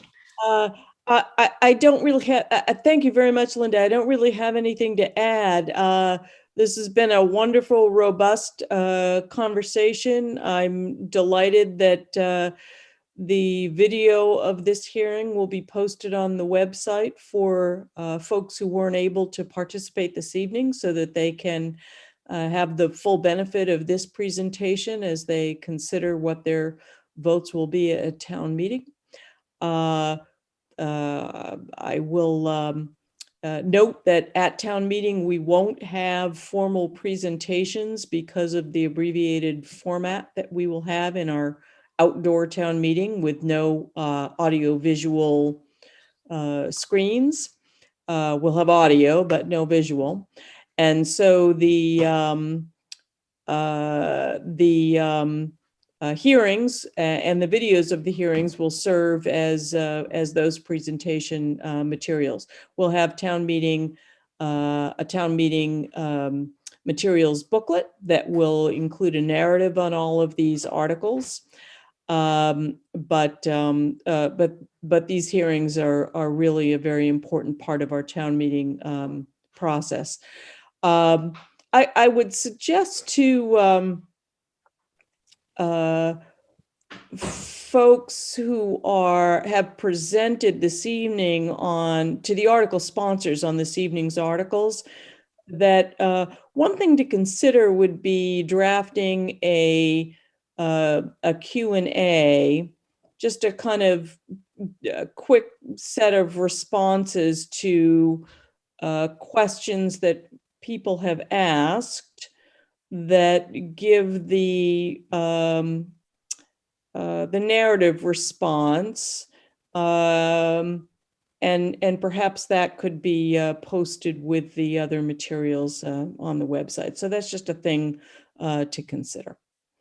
So thank you all. I so appreciate all of the work of our citizen committees and our citizen petitioners and our elected officials and our town staff. What a great crew we have. Thank you all. And it's late and we're all tired and we've all hung in there. So thank you.